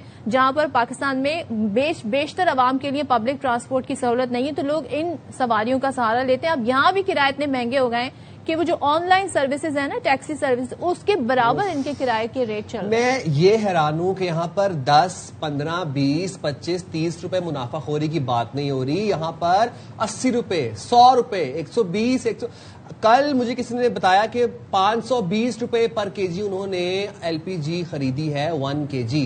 किधर 308 जो ओगरा का नोटिफिकेशन के मुताबिक जो सरकारी कीमत एलपीजी की, किधर 520 रुपए। आप सोच रहे हैं ये होश रुपा इजाफा, इसको मुनाफाखोरी भी नहीं कहूंगा, ये मुनाफाखोरी से भी कोई नेक्स्ट लेवल चीज है जो की जा रही है। कोई पूछने बताने वाला ही नहीं है। हम अपने इस प्रोग्राम में, इस प्लेटफॉर्म में देखिए, हमें पता है जंग के असरात क्या हुए, लेकिन जो कीमत सरकार ने तय कर दी आप उस पर बेचें। ये जो मनमाना इजाफा है, इस पर हमने कई बार शोज किए, मुतालिका लोगों से बात की, उन मुतालिका लोगों ने हमें यकीन दहानी कराई कि जी आपके कहने के बाद अब हम देखिए हमारी टीम जाएगी, एसीज जाएंगे, छापा मारेंगे और कीमतें कम हो जाएंगी। लेकिन आज भी कराची में 450 से 500 रुपए के फी किलो तक ये बेची जा रही है, लाहौर में 500 से 550 रुपए, पिशावर और कोयटा में 380 से 450 रुपए। तो कहीं भी जो ओगरा के तय करदा निर्ख है उसके हिसाब से कीमतें नहीं। तो जनाब ये तो मुल्क गिर यही सिचुएशन है। हमारे नुमाइंदे मौजूद है हमारे साथ कराची, पिशावर और लाहौर से, उनसे जान लेते हैं। हमें ज्वाइन किया अनवर खान, अलमास खान और नवाब शेर। बहुत शुक्रिया आप तीनों का, आपने प्रोग्राम के लिए वक्त निकाला। अनवर, आपसे आगाज करना चाहूंगा, इस वक्त मार्केट में किस रेट पर मिल रही है पर केजी एलपीजी और सरकारी कीमत क्या है? देखिए साहिब, अगर हम इसकी बात करेंगे, ओगरा की जानिब से जो एक नोटिफिकेशन जारी किया गया था उसके मुताबिक जो सरकारी कीमतें हैं वो 308 रुपये 76 पैसे से इस पर फरोख्त करनी है। तमाम सूरत हाल बिल्कुल इसके बरक्स है। ओगरा ये बताता है कि वो बुनियादी तौर पर इस गैस की कीमतों का तयन करने वाला एक इदारा है, वो अपनी कीमतों का तयन कर देता है।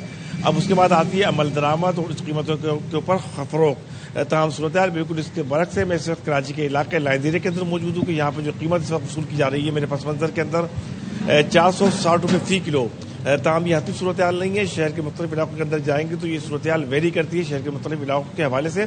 जो 480 से लेकर तकरीबन 500-510 रुपए तक इस कराची शहर के मुख्तलिफ इलाकों के अंदर ये फरोख्त की जा रही है। जो बुनियादी जिम्मेदारी बन रही है वो जिम्मेदारी बन रही है अब सूबाई इंतजामिया की, जिला इंतजामिया की और जिला इंतजामिया के साथ साथ असिस्टेंट कमिश्नर की। हमने इस सूरत हाल का जायजा लिया है। गुज़िश्ता 2 माह के दौरान हमने किसी भी दुकान के ऊपर किसी भी असिस्टेंट कमिश्नर को या मुताल्लिका फर्द को कार्रवाई करते हुए नहीं देखा। मनमानी कीमतें वसूल करने का सिलसिला जारी है। ये मनमानी कीमतें फिर इजाफा करती हैं इंसान के ऊपर, मज़ीद माली बोझ के ऊपर, इससे मुंसलिक तमाम चीज़ें, उसके बाद बदरजा जो है तमाम चीज़ों की कीमतें बढ़ती चली जाती हैं और बुनियादी तौर पर ज़िला इंतजामिया और सूबाई हुकूमत मुख्तलिफ शॉप्स के ऊपर ओगरा की कीमतों का तयन करने के हवाले से नाकाम नजर आती हैं। इसकी तमाम की तमाम तर सूरत हाल जो है बराह रास्त आवाम के ऊपर पड़ रहा है। इंतहाई मुश्किलात का सामना है लोगों को। अमूमी तौर गैस की लोड मैनेजमेंट है, इलेक्ट्रिक की सूरत हाल है, उसके साथ साथ जब एलपीजी की सूरत का सामना करना पड़ता है। इस सूरत हाल को सही मंजरनामा हमारे सामने रखा है कि इस वक्त जो पब्लिक है ना, एक टाइम ऐसा भी आता है दिन में, बल्कि कई मरतबा लोगों के घरों में टाइम आता है जिस वक्त ना गैस होती है ना बिजली होती है, और एलपीजी की कीमत आप देख रहे हैं कि क्या है। जरा लाहौर का भी रुख करते हैं। लाहौर से अलमास खान हमारे साथ हैं। कराची में तो हमने देखा कि बावजूद इसके कि वजीर आला का एक शिकायती सेल है और हमारे साथ तर्जुमान भी मौजूद थे। एक दफा उन्होंने कहा कि आपकी शिकायत और लोगों की शिकायत उस सेल के जरिए उस पर एक नंबर दिया गया है, पहुंचाई जा सकती है, मगर हमने कोई असर होते नहीं देखा। लाहौर में क्या है, अलमास बताइएगा, सरकार जो है, इंतजामिया जो है, क्या सिर्फ बयानात दे रही है? वहां तो बड़ी हम देखते हैं एक्टिव है, खासतौर पे जो हम देखते हैं कमिश्नर लेवल पे चीजों को मेक श्योर किया जाता है, लेकिन क्या वहां क्यों 550 कीमत चल रही है? नहीं, आपकी ये मैं दुरुस्तगी कर दूं 550 نہیں ہے. اس وقت جہاں پہ میں موجود ہوں یہ 560 روپے فی کلو یہاں پہ بک رہی ہے, اور لاہور کے مختلف علاقوں میں 580 اور 600 روپے تک مل رہی ہے. اس کی سیدھی سادی وجہ ہے, جو اکثر لوگ یہ ہمارے جو تجزیہ کار بیٹھے ہیں وہ اسے اسٹریٹ آف ہارموز کے بند ہونے کی وجہ بتاتے ہیں, لیکن یہ نہیں ہے.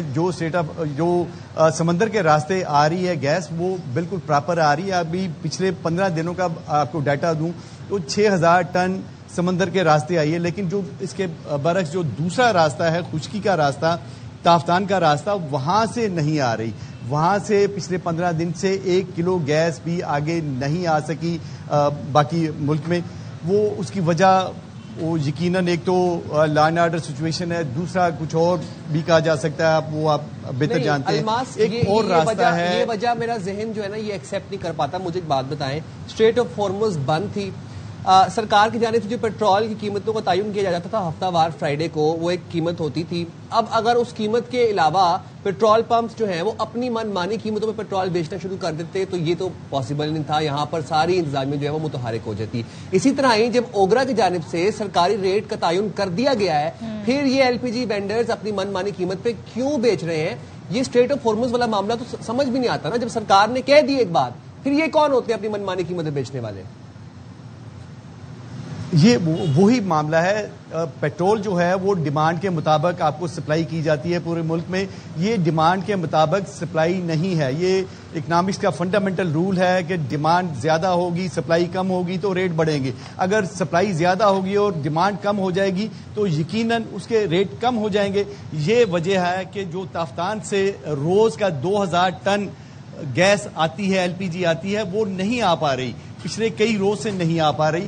یہ وہ وجہ ہے. لیکن جو یہاں پہ لاہور سمیت پنجاب کے دیگر شہروں میں بڑے ہولڈرز ہیں, وہ لوگ, ان کی تو راتوں رات چاندی ہو جاتی ہے. ان کو سمجھ ہی نہیں آتی کہ یہ کروڑوں سے ارب پتی راتوں رات کیسے ہو جاتے ہیں. یہ میں آپ کو بتا رہا ہوں, یہ ہمارے جو بڑے ایل پی جی ڈیلرز ہیں جو اور بڑی کمپنیز ہیں اور جو سلسلہ ہے وہ ان کو راتوں رات ارب پتی ہو جاتے ہیں. یقیناً آپ کی بات بالکل ٹھیک ہے. اور یہاں پہ جو آپ نے اسٹیٹ کا بولا, اسٹیٹ انٹرفیئر کیوں نہیں کر رہی؟ جب اسٹیٹ انٹرفیئر کرے گی تو وہ یہ لوگ بالکل اپنا کاروبار ہی بند کر دیں گے اور سڑکوں پر آ جاتے ہیں. یہ عوام کے پسنا, عوام کو مقدر میں لکھا ہوا ہے. کہ اسٹیٹ انٹرفیئر, گھروں میں قدرتی گیس نہیں آتی. کہ سرکار نے جو قیمت کا تعین کیا ہے اس پہ بیچی جائے اور انتظامیہ اس بات کو میک شور کرے. پشاور چلتے ہیں, پشاور سے نواب شیر ہمارے ساتھ ہیں. نواب شیر صاحب ہمیں بتائیے گا, کیا پشاور میں بھی یہی صورتحال ہے؟ وہاں پہ کیا دکاندار بہانہ بنا رہے ہیں کیونکہ قیمت وہاں بھی زیادہ بتائی جا رہی ہے, 308 سے تو بہت ہی زیادہ بتائی جا رہی ہے. جی بالکل صدف, پہلے تو میں آپ کو ذرا درست کروا لوں. آپ نے شروع میں کہا تھا کہ پشاور میں 320 یا 340 کا, پشاور میں 320 340 کا نہیں, پشاور میں 540 سے لے کر 600 روپے فی کلو گرام تک ایل پی جی گیس جو ہے وہ فروخت ہو رہا ہے. اور یہ سارا کا سارا کیا درتا جو ہے وہ دکانداروں نے خود ساختہ مہنگائی کر رکھی ہے. اپنی منمانی قیمتوں پر جو ہے وہ ایل پی جی گیس فروخت کر رہے ہیں. اور پشاور کے اس طرح متعدد علاقے ہیں جہاں پر 540 سے لے کر 560 روپے اور 580 روپے فی کلو گرام تک ہے. لیکن کچھ نوائی علاقے وہاں پر جو ہے وہ 600 روپے تک جو ہے وہ ایل پی جی گیس فی کلو گرام تک فروخت ہو رہی ہے. اور اس سلسلے میں عوام نے جو ہے وہ کافی شکایت کی ہے اور کافی احتجاج بھی کیا ہے. تو اس کے بعد جو پشاور کی ضلع انتظامیہ ہے وہ متحرک ہو گئی اور وہ جاگ گئی ہے.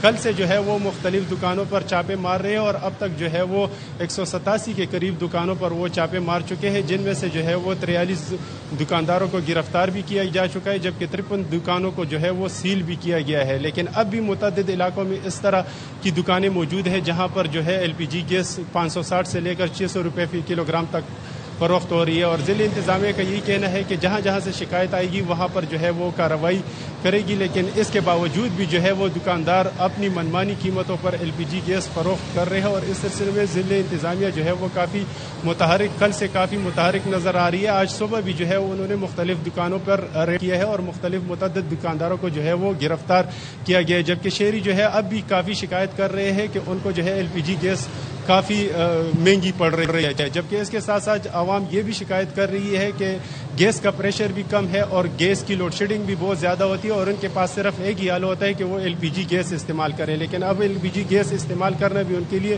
مشکل ہوتا جا رہا ہے کیونکہ ان کی قیمتیں جو ہے وہ روز بروز بڑھتی جا رہی ہے اور یہ سارے دکاندار جو ہے وہ خود ساختہ اس میں انہوں نے اضافہ کیا ہے۔ تو یہی وجہ ہے کہ جس طرح میں نے بتا دیا ہے کہ ضلع انتظامیہ جو ہے وہ جاگ گئی ہے اور متحرک ہو گئی ہے اور مختلف علاقوں میں جو ہے وہ اس وقت ضلع انتظامیہ کے جو افسران وغیرہ ہے وہ چھاپے مار رہے ہیں اور متعدد دکانداروں کو جو ہے وہ گرفتار بھی کیا گیا ہے، جبکہ کچھ دکانوں کو سیل بھی کیا گیا ہے اور مزید کے خلاف بھی جو ہے وہ کارروائی کا سلسلہ جاری ہے۔ متحرک ہو گئی ہے in like Lahore and Karachi. بہت شکریہ انور الماس اور نواب شیر، آپ ہمیں اپڈیٹ کریں۔ ویسے الحمدللہ دو ہمارے نمائندے لاہور اور پشاور انہوں نے مجھے کریکٹ کیا کہ آپ صحیح قیمت نہیں بتا رہی، میں 320 بتا رہی تھی، کہیں میں 450 بتا رہی تھی، انہوں نے بتایا جی 550 کیا 560 580 اور 500 کی قیمتیں چل رہی ہیں۔ حیران ہے جناب، یہ تو بڑی حیران کن اور پریشان کن صورتحال ہے۔ عرفان کھوکھر صاحب ہمارے ساتھ موجود ہیں، چیئرمین LPG ایسوسی ایشن۔ بہت شکریہ عرفان صاحب، آپ نے پروگرام کے لیے وقت نکالا۔ سر، اوگرا کی جو نرخ ہیں، جو کہ سرکاری نرخ ہیں، اس کا تعین کیا گیا 308.76 روپے۔ مارکیٹ میں LPG پر KG مل رہی ہے کراچی، لاہور اور میں اگر بات کروں پشاور کی 550 پلس ہی مل رہی ہے، من مانے ریٹس کے اوپر، جس کا جہاں پر جو دل کر رہا ہے وہ اس ریٹ کے اوپر پر KG LPG سیل کر رہا ہے۔ کیا وجہ ہے سر اس کی؟ بسم اللہ، بہت شکریہ جی۔ میں سب سے پہلے الماس خان صاحب بڑے پرانے ساتھی ہیں، سینئر ساتھی ہیں، اور باقی بھی نواب شیر اور باقی سب کے میں جواب دینے سے پہلے ایک میری گزارش ہے کہ میں سب سے پہلے گورنمنٹ بلوچستان کا مشکور کو ناخوشگوار واقعہ ہوا اور چیمبر کوئٹہ نے گورنمنٹ کے ساتھ بیٹھ کے نیگوشیشن کی اور وہاں پہ حالات معمول کے مطابق آئے اور جس سے ہمارے غریب ڈرائیورز کی جو افسوسناک واقعہ ہوا ان کو سیکیورٹی ملی، اور میں کوئٹہ چیمبر کا اور گورنمنٹ بلوچستان کا بھی اب آگے بات پرائز کی۔ میں پھر کہنا چاہ رہا ہوں، جس طرح پشاور سے دوست بات کر رہے تھے یا الماس خان سے یا باقی دوست بات کر رہے ہیں، مجھے یہ صرف یہ بتا دیں کہ کسی طاقتور بندے کیا جو جتنے شاپ کیپر پکڑے گئے ہیں یا پکڑے جائیں گے، کیا یہ اپنے گھر میں گیس پیدا کرتے ہیں؟ بات کیا یہ سپلائی چین کو جب تک نہیں ٹھیک کریں گے، جب کسی طاقتور کے خلاف کچھ کارروائی نہیں ہوگی، اس وقت تک یہ معاملات کنٹرول نہیں ہو سکتے۔ آپ مجھے بتائیں گے صرف ایک تاپتن والا راستہ بند تھا الماس خان صاحب، باقی 5 بارڈر بھی کھلے ہوئے تھے، باقی سی کے راستے بھی کھلے ہوئے تھے، ٹرمینل بھی فل بھرے پڑے تھے، سٹور بھی بڑے پڑے تھے۔ اگر گیس شارٹ ہوتی تو یہاں تو 5000 روپے کلو نہیں ملنی چاہیے تھی۔ بات یہ کہ جنگ کا ڈونگر چاہ کے، سیلاب کا بہانہ بنا کے، کسی طریقے سے جلسے جلوس کا بہانہ بنا کے یہ لوٹ مار کا بازار کب تک چلے گا؟ بات یہ کہ میں چیلنج کرتا ہوں کہ آپ دیکھیں کہ فرض کریں پیٹرول شارٹ ہوتا ہے تو پیٹرول کی جو قیمت ہے کیا اس سے 100-200 روپے اوپر لینا شروع کر دیں؟ کھوکھر صاحب، جب جو پیٹرول کا تعین سرکار کرتی ہے پھر وہ اسی قیمت پہ بیچا جاتا ہے، LPG میں یہ معاملہ کیوں نہیں ہے؟ آپ نے کچھ مڈل مین کا کردار کے حوالے سے بات کی، کون ہے یہ لوگ؟ آپ آج بتا دیں۔ دیکھیں، یہ LPG مارکیٹنگ کمپنیز جو ہیں اوگرا کی لائسنس یافتہ ہیں، اوگرا نے ان کو نوٹیفائڈ کرنا ہے، اوگرا نے ان کے پلانٹ بند کرنا ہے۔ اور جس طرح نواب شیر صاحب بات کر رہے تھے، نواب صاحب مجھے یہ بتائیں کہ وہ دکاندار جو پکڑے گا وہ جہاں سے سپلائی چین آ رہی تھی پیچھے سے مہنگی آ رہی تھی، کہ کوئی یہ جب بھی ہم پروڈم کریں گے تو اس کے بعد غریب دکاندار کے اوپر پکڑ دکڑ ہوگی۔ میں پوچھنا چاہ رہا ہوں کیا جہاں سے LPG چلتی ہے وہاں پہ کیا حکومت کی رٹ نہیں ہے؟ تو نام تو بتائیں نا، کون سی کمپنی ہے وہ، کون شخصیت ہے وہ، جہاں آپ کہہ رہے ہیں کہ سپلائی چین جہاں سے آتی ہے تو وہاں سے مہنگی ہے، تو پھر ہم بھی ان کے نمائندے کو لیں، ان سے بات کریں اور پوچھیں کہ آخر وجہ کیا ہے؟ دیکھیں، پاکستان میں 11 OGDC پارکوں سمیت 10 سے 11 پروڈیوسر تقریباً 2500 ٹن تو گیس یہاں پیدا ہوتی، اس کو زمین کھا گیا، آسمان کھا گئی، کہاں کون نکل گیا؟ بات یہ ہے اس کے بعد پاکستان میں گیس پیدا ہونے کے بعد جو بارڈر کھلے ہوئے تھے، جو 22 راستے کھلے ہوئے تھے، جو سٹور کے اوپر گیس تھی، کیا گورنمنٹ کی وہاں ریٹ نہیں ہے؟ میں کہنا چاہ رہا ہوں کیا گورنمنٹ کی ریٹ صرف غریب دکاندار کو پکڑنا ہے؟ اور پاکستان میں کوئی ایسی مارکیٹنگ کمپنی نہیں تھی جنہوں نے سرکاری ریٹ پہ گیس سپلائی کی۔ میں دعوے سے کہتا ہوں پورے ملک میں مجھے بتائیں وہ جو غریب دکاندار ہے نا وہ خود کتنے میں خرید رہا ہے؟ دیکھیں، اس دکاندار کی یہ جو 200-300 روپے پہاڑوں میں آج 700 روپے کی KG گیس ہے، سرکاری قیمت آپ دیکھیں 309 روپے دکاندار کی بیچارے کی کتنی ضرورت ہے, 10, 15, 20 روپے لے جائے گا. بات یہ ہے کہ یہاں سے سپلائی چین چلتی ہے, جو امپورٹر سسٹم ہے, ان کو مانیٹر کیا جائے. ان چیزوں کو بہتر کرنے کے لیے جب تک سپلائی پلانٹ سے ٹھیک ریٹ پہ مارکیٹ میں نہیں آئے گی, ممکن کیسے ہے نہیں. تو اچھا مجھے ایک بات بتائیں عرفان صاحب, جن دکانداروں کو آپ غریب دکاندار کہہ رہے ہیں, یہ 150-200 روپیہ منافع پر کے جی LPG کے پیچھے رکھ رہے ہیں. اگر اتنا ہی مسائل تھے, اگر سپلائی چین میں ایشو تھا, پیچھے سے مہنگی LPG آ رہی تھی, کتنے خطوط لکھے گئے ضلع انتظامیہ کو, کتنی بار آپ لوگوں کے رابطے ہوئے, یہ آپ بتا سکتے ہیں؟ کوئی ریکارڈ, کوئی ڈیٹیلز آپ کے پاس ہیں؟ بجائے اس کے کہ غیر قانونی نرخوں کے اوپر LPG فروخت کی جا رہی تھی, اس سے بہتر تھا کہ دکانیں بند کر دیتے. پھر دیکھیں بات سنیں, اس وقت قدرتی گیس گھروں میں نہیں آ رہی. میں بے شک ایسوسیشن ہیڈ کے طور پہ میں کہنا چاہ رہا ہوں کہ کچھ ہمارے اندر بھی کالی بیڑے ہیں, کالی بیڑے ہیں. جب یہ چیزیں ٹھیک کرنی ہوگی تو ہمیں سب کون کالی بیڑے ہیں سر آپ کے اندر, بتائیں, آج کھل کے بات کریں. میں کھل کے بات کر رہا ہوں, سارے کے سارے اسی گنگا میں ہاتھ دھو رہے ہیں. آپ نے ایک کوئی نام ایسا نہیں لیا, شخص نہیں ہے, ایک بھی نام نہیں لیا. دیکھیں نا, آپ دیکھیں پاکستان کی اس وقت تقریباً 375 کمپنیاں, 600 پلانٹ. میں 600 کے نام گنتا جاؤں گا تو کل صبح کا مارننگ شو آ جائے گا. میں کہتا ہوں کوئی شخص ایسا نہیں ہے, کوئی سرکاری کمپنی ایسی نہیں جس نے سرکار کی قیمت پہ گیس دی ہو. میں تو کھل کے سب کے نام لے رہا ہوں, سب لوگ اس میں شامل ہیں. آج 700 روپے کے جی گیس پہاڑوں میں لوگ درخت کٹیں گے. یہ گرین پاکستان کا خواب ادھورے کا ادھورا رہ جائے گا. بات یہ ہے کہ ہماری آواز سننے والا کوئی نہیں ہے, عوام کی کوئی آواز کوئی نہیں ہے. ہمیں بتا رہے دکاندار جو کہ بڑے پیسے بنا رہا ہے, اس کو آپ کہہ رہے ہیں بیچارہ غریب دکاندار. مجھے ایک چیز بتا دیں تو مجھے آئیڈیا ہو جائے, دکاندار خود کتنے میں خرید رہا ہے؟ دیکھیے حکومت نے جو پرائس اس مہینے کی نکالی ہے 309 روپے میں, ہمارا مارکیٹنگ کمپنیوں کا اور ہمارا پرافٹ 35 روپے پر کے جی ہے. میں کہتا ہوں آج سے یہ طے کر رہے ہیں, نوٹیفکیشن میں ہر ایک کا پرافٹ الگ الگ ہوگا. جب دیکھیں کسی پلانٹ سے رسید جاری ہوگی تو بندہ پکڑا جائے گا. اگر میں بھی بلیک مارکیٹنگ کر رہا ہوں تو ہمیں تو رسید ہی جاری نہیں کی جاتی. دیکھیں میں غریب دکاندار کی بات اس لیے کر رہا ہوں کہ جتنی پکڑ دکڑ ہوگی, ابھی آپ نے دیکھا پشاور سے اتنی دکانیں سیل کر دی, اتنے بندے پکڑ لیے. اور کوئی ایک بتائیں گے کوئی ایک پلانٹ بھی سیل ہوا, کوئی ایک طاقتور بندہ بھی پکڑا گیا کبھی بھی 2 ماہ میں؟ دیکھ لیں. دیکھیں یہاں پہ گیس وافر, جب سے جنگ لگی یہاں سے گیس وافر موجود ہے, گیس شارٹ نہیں ہے. عرفان کھوکھر صاحب, میں ایک بات کلیئر کر دوں ذرا, یہاں پر جو بیچارے غریب ہیں نا وہ عوام ہے, وہ ہم لوگ ہیں جو کہ من مانی آپ لوگوں کی قیمتوں کے اوپر LPG خرید رہے ہیں, پچھلے 3 مہینے سے خرید رہے ہیں, اور کوئی پوچھنے بتانے والا نہیں ہے. ہم مجبور ہیں کیونکہ گھروں میں مجبور ہیں, ہم مجبور ہیں. اب بات کا مقصد یہ ہے کہ آپ نے جو آج آپ احتجاج کر رہے ہیں, یہ 3 مہینے میں کسی ایک دن بھی سارے ریٹیلرز نکل کے کوئی احتجاج کیا, کوئی انتظامیہ سے بات کرنے کی کوشش کی کہ بھائی پیچھے سے ہمیں سپلائی چین کا مسئلہ ہے, ہمیں LPG مہنگی مل رہی ہے تو ہم مہنگی بیچنے میں مجبور ہیں؟ ایک دن بھی احتجاج کیا؟ دیکھیں صدف, اکثر میں آپ کے شو میں آتا ہوں اور باقی الماس سب سے سینئر ہمارا ساتھی, باقی بھی دوست جانتے ہیں, میں نے کوئی لمحہ ایسا نہیں چھوڑا جس وقت احتجاج ہم نے نہیں بتایا کہ یہ LPG کا سرکاری ریٹ ہے, کسی جگہ سرکاری قیمت. میں نے کوئی دن کوئی ٹائم ایسا نہیں چھوڑا کہ جس دن میں غائب رہا ہوں. یہاں پہ مظہر ہیں, کراچی میں انجم ہیں جو مجھ کو ڈیل کرتے ہیں. باقی دیکھنے میں نے کبھی بھی کسی دوست کا کوئی کہہ دے کہ فون نہیں اٹھایا اور میں نے پوری پرائز پوری حقیقت مارکیٹ کی نہ دی ہو. گزارش یہ یا سننے والا کوئی نہیں ہے. نہیں, انتظامیہ سے بات چیت کی بات ہو رہی ہے, ہم اپنے سے بات چیت کی بات نہیں کر رہے. انتظامیہ کو آپ نے احتجاج ریکارڈ کروایا آپ نے سر. حکومتی اداروں کو احتجاج کیا, ہم نے لیٹر لکھ کے الماس اگر لائن پہ پوچھیں کہ کیا کام میں نے نہیں کیا. کھوکھر صاحب, میں نے کتنے مانا اب آپ ذرا تھوڑا پانی اگر ہے تو پی لیں, کافی آپ جذباتی بھی ہو رہے ہیں. یہاں تو عوام کو اس طرح کے جذبات کا اظہار کرنا چاہیے. ہم یہاں پہ یہ سوال بس پوچھ رہے ہیں کہ لاسٹ آپ کی اس ایشو پر متعلقہ لوگوں سے کب بات ہوئی, کوئی لیٹر, کوئی میٹنگ, کوئی منٹس جو آپ ہمارے ساتھ شیئر کر سکیں تحمل کے ساتھ. دیکھیں میں آپ جتنے لیٹر کہیں گے, جب کہیں گے, میں آپ کو خود ہی اس طرح بھجوا دوں گا. میری گزارش اتنی ہے کہ خدارہ اتنے سال پیٹتے ہوئے کہ الماس سب سے سینئر ہے. میں پھر کہہ رہا ہوں, اس سے پوچھے کہ کوئی دن ہم نے وہ وقت نہیں جان دیا. ہم گورنمنٹ کے ساتھ آن بورڈ, لیکن ہمارے سننے والا کوئی نہیں ہے.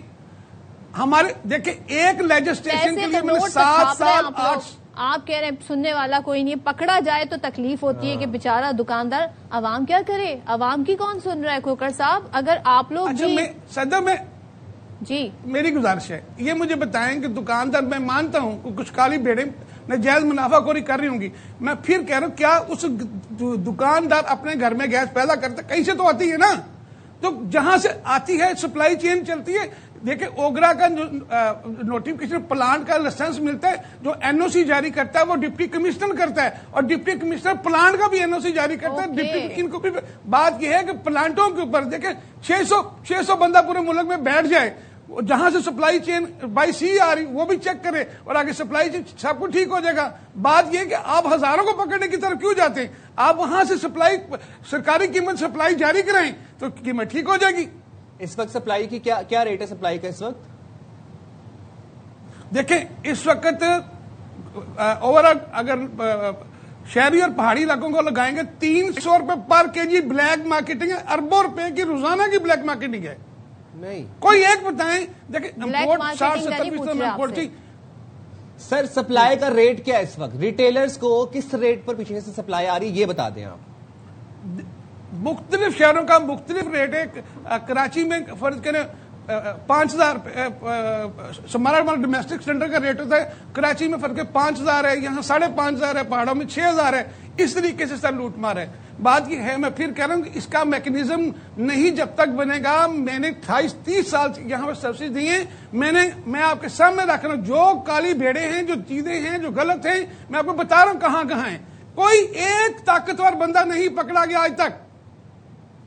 چلیں کھوکھر صاحب, ہم کوشش ہی کریں گے کہ آپ نے جو یہ پوائنٹ ریز کیا ہے نا کہ سپلائی پیچھے سے جو آ رہی ہے وہاں چیک کریں کالی بھیڑیں, تو ہم ذرا متعلقہ لوگوں سے بات کریں گے, اپنے نمائندے سے بھی پوچھیں گے اور پھر آپ سے اس حوالے سے رجوع کریں گے. تھینک یو سو مچ. مسئلہ بس یہ ہے کہ جب دال, چینی, آٹا, گندم اور خاص طور پہ میں پیٹرول کی بات کروں جس کے بڑھ جانے سے یا جس کے کم ہو جانے سے ہماری زندگیوں پہ اتنے فرق پڑتے ہیں, جب وہ کراچی سے خنجراب تک اس قیمت پر بیچی جا رہی ہے جو سرکار نے تعین کر دیا ہے, تو پھر ایل پی جی کے ساتھ کیا ایشو ہے؟ یہاں کیوں اتنا, اور ایک 50 روپے نہیں, 60 روپے نہیں, 100 سے 200 150 روپے کا منافع. جب پورے ملک میں پیٹرول کے نرخ یکساں ہیں, ایک ہی قیمت پہ پیٹرول مل رہا ہے, چاہے وہ خنجراب ہو, چاہے وہ کوئٹہ ہو, چاہے وہ کراچی ہو, چاہے وہ آپ کے پی ہو, ایک ریٹ پر مل رہا ہے نا ہمیں پیٹرول, تو پھر ایل پی جی من مرضی کے ریٹ کے اوپر کیوں فروخت کی جا رہی ہے؟ ڈیپٹی کمشنرز کیوں نہیں سپلائی چین کے ریٹس کو یقینی بنا رہے, اور اسسٹنٹ کمشنرز ریٹیلرز ہی جو من مانی ریٹ پر بیچ رہے ہیں کہاں پر ہیں؟ اسسٹنٹ کمشنرز, ڈیپٹی کمشنرز کیوں نہیں یقینی بنا رہے؟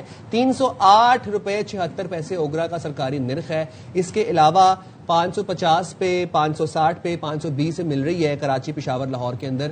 کوئی پوچھنے بتانے والا نہیں, اور ہم 2 مہینے سے جو ہے نا وہ اے سی والے کمروں میں بیٹھے ہیں, ڈی سی جو ہے وہ اے سی والے کمروں میں بیٹھے ہیں. عوام کس طرح رول رہی ہے اس کی کسی کو پرواہ نہیں ہے. اور افسوس اس بات کا ہے کہ وکٹم جو ہیں وہ پھر دوسرے لوگ بن جاتے ہیں, وہ ریٹیلرز وکٹم بن جاتے ہیں. عوام کہاں گئی؟ عوام وکٹم نہیں ہے, منافع خور وکٹم ہے. یہ بھی صحیح ہے جناب. بریک لیں گے, چھوٹی سی بریک, اور حاضر ہوں گے بریک کے بعد. اسٹے دیئر ود اس.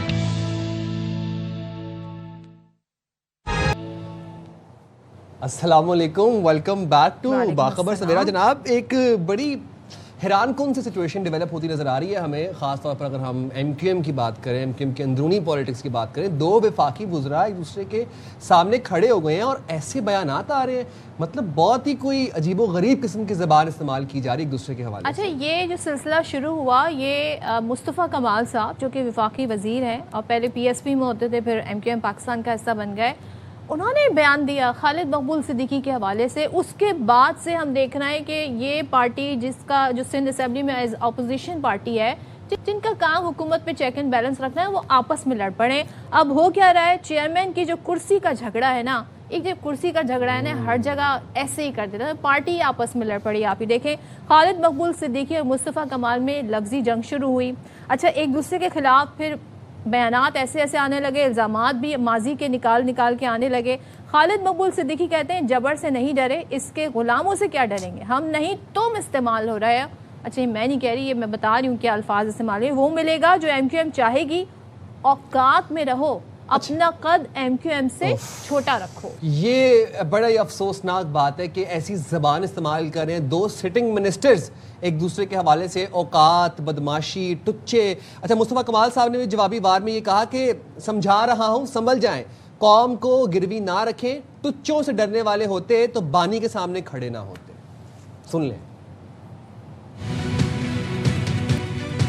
आपने तायात कहा, अल्हम्दुलिल्लाह तायात MQM और APM के कारकुन है, बात करो कानूनी गैर कानूनी कारकुन। हम समझा रहे हैं कि समझ जाएं, कौम को इस तरह से गिरवी ना रखें, हमसे मशवरा हो। अगर हमें कहें कि मुझे चेयरमैन बनने का शौक है, मैं एक रात में उनको जो वो चेयरमैन बनवा दूं। अपनी औकात में रहूं और अपना कद MQM से छोटा, जबर से नहीं डरे, जबर के गुलामों से भी डरे। जो बिद्दतें आ गई हैं उन बिद्दतों को निकालना है, कमीना कोई भी उसमें। लानत भेजता हूँ ऐसी चेयरमैनशिप पे जिसके लिए लड़ाई की जाए, चीजें की जाए। नहीं, जो गाड़ी चलाने वाला कैप्टन है गाड़ी तो चलाए, वो गाड़ी नहीं चला रहा, कौम बैठी हुई इंतजार में कि कब गाड़ी चलाएंगे तो मंजिल पे पहुंचेगा। अबे तो हम बैठे रहे।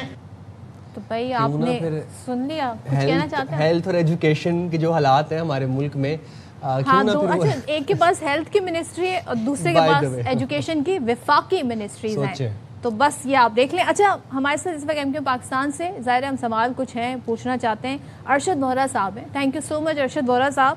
इतना फ्रेजाइल आप लोगों का इत्तेहाद था, एक बयान ने पार्टी का शिराज़ा ही बिखेर दिया।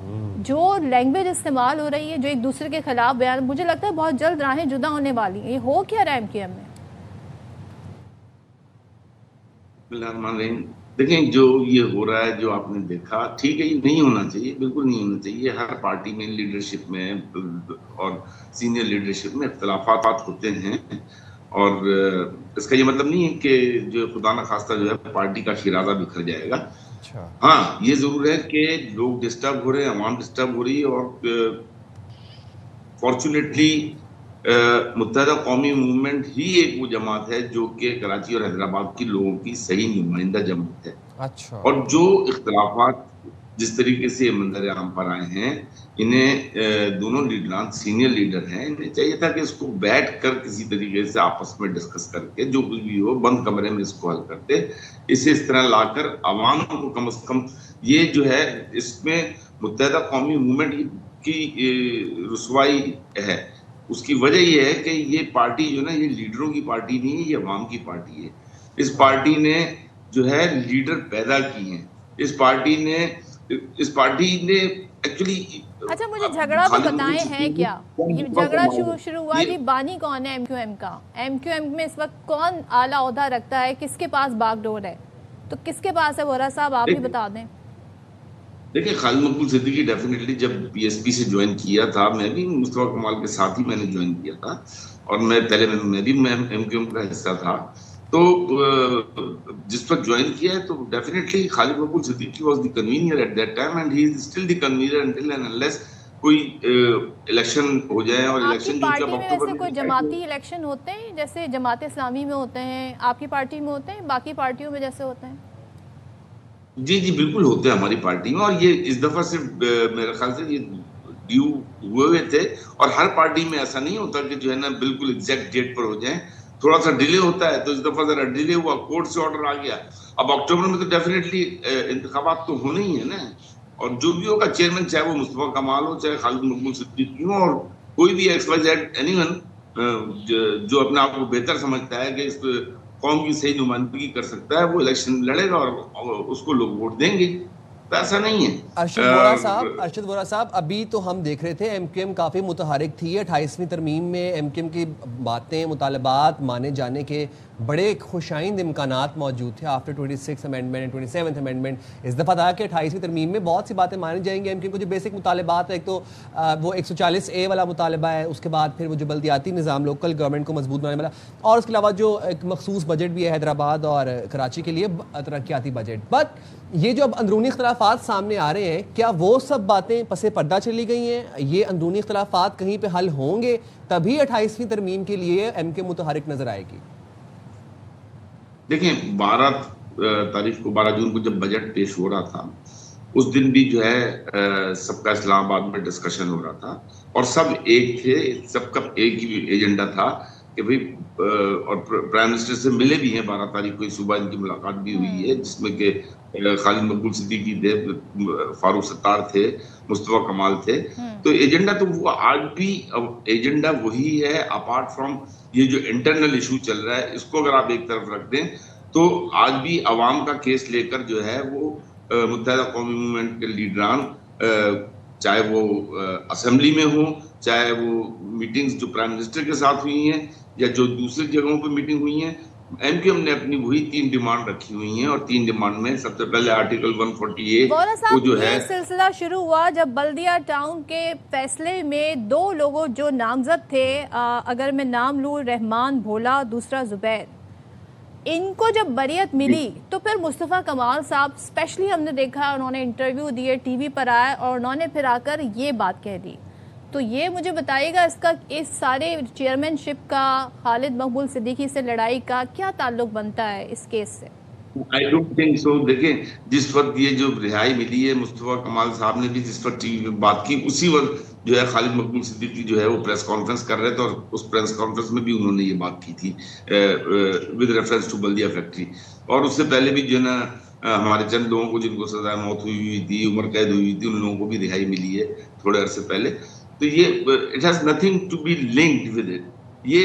یہ جو ذاتی معاملہ ہے, میں پھر یہ کہوں گا کہ یہ چاہے وہ ذات کے لیے ہے یا عوام کے لیے, آپ کو اس کو اتنا پبلک نہیں کرنا چاہیے تھا جس سے کہ پارٹی کی ساکھ کو نقصان پہنچے, عوام کے دلوں کو ٹھیس پہنچے.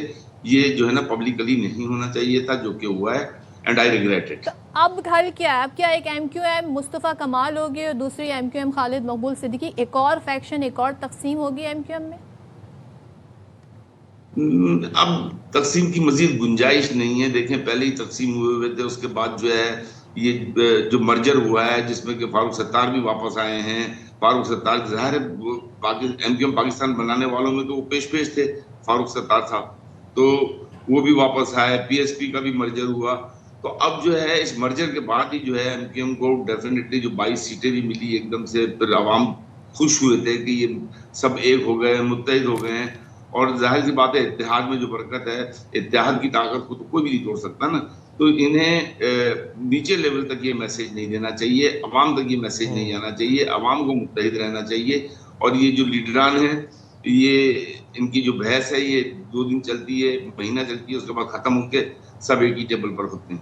صحیح, ٹھیک ہے. بہت شکریہ ارشد وورا صاحب, آپ نے پروگرام کے لیے وقت نکالا. بھائی جنہوں نے 28ویں ترمیم میں 140 میں ترمیم اور کراچی کے حوالے سے وعدے, وہ تو آپس میں اپنے معاملات نہیں سلجھا پا رہے. تو وہ عوام کی بات, عوام کا اتحاد, عوام کی تحریک کیسے چلے گی؟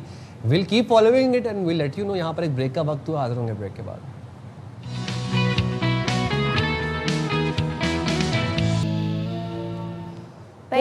آپ لوگ یہ سوچ رہے ہوں گے ہم بجٹ کی باتیں کر رہے تھے, بجٹ آنے سے پہلے اس کے بعد کیا ہوا ذرا وہ بھی آپ کو بتا دیں. تو بجٹ حکومت نے پیش کر دیا ہے اور معاشی ترقی, ٹیکس ریلیف, مہنگائی کم کرنے کے اس میں دعوے بھی کیے گئے ہیں. سیلریڈ کلاس طبقے کو مختلف سلیبز میں ریلیف دیا گیا ہے, تنخواہوں اور پینشن میں صرف 7% اضافہ کیا گیا ہے, کم سے کم اجرت 10% اضافے کی تجویز ہے. اب بہت ساری چیزیں, لیکن ایک چیز جو مجھے بہت بادر کری ہے سائم, جو غریب کی ڈیفینیشن ہے اکارڈنگ ٹو سرکار, وہ یہ ہے کہ جو 8,500 روپے سے اوپر ماہانہ کماتا ہے وہ غریب نہیں ہے. مطلب کہ غربت, ہاں ایگزیکٹلی, غربت جو ہے وہ ہماری حکومت پاکستان کے مطابق وہ غربت کا تعین کیسے ہوتا ہے کہ اگر آپ 8,500 تک کماتے ہیں تو آپ غریب نہیں ہیں. اگر آپ اس سے نیچے مہینے کا باعث ہے 5,000 6,000 کماتے ہیں تو پھر آپ کا شمار جو ہے وہ غریبوں, پھر مطلب اگر آپ زندہ رہیں گے تو آپ کا شمار غریبوں میں ہوگا, ورنہ اور تو کوئی آپشن نہیں. کہ 8,000 8,500 یہ ایک نا, ابھی ہم جانیں گے بھی کہ یہ کیا بات تھی اور اس کا تعین کیسے کیا جائے گا کہ غریب جو ہے وہ. بالکل ہمارے ساتھ ڈاکٹر خاقان نجیب ماہر معاشیات موجود ہیں. ڈاکٹر صاحب میں صحیح کہ سرکار کو کیا پتہ نہیں ہے کہ بھائی آخر غریب کی ڈیفینیشن ہونی کیا چاہیے, کتنی ماہانہ سیلری ہونی چاہیے؟ ذرا پہلے یہ مدعا سلجھا دیں, یہ اپڈیٹ کیوں نہیں ہوا ابھی تک قیمتیں؟ بسم اللہ الرحمن الرحیم. سو یہ جو 8,484 روپے کا ایک بینچ مارک ہے, اس کو اس طرح سمجھیے کہ یہ ڈیلی کے بیس پہ بنتا ہے 280 روپے. یہ $1 ڈے کی ایک ایبجیکٹ پاورٹی یعنی کہ ایکسٹریم پاورٹی کا میجر ہے, اس کے مطابق اس کو لے کے چلا گیا ہے. تو یہ 29% لوگ جو اس وقت ایبجیکٹ پاورٹی میں ہیں. اگر یہ $2.5 یا اس سے بڑھا کر ہم دیکھیں جو ورلڈ بینک یوز کرتا ہے, تو 44% of the people, which is probably a more reasonable way to think about it, اس پاکستان میں پاورٹی کی سطح سے نیچے ہیں.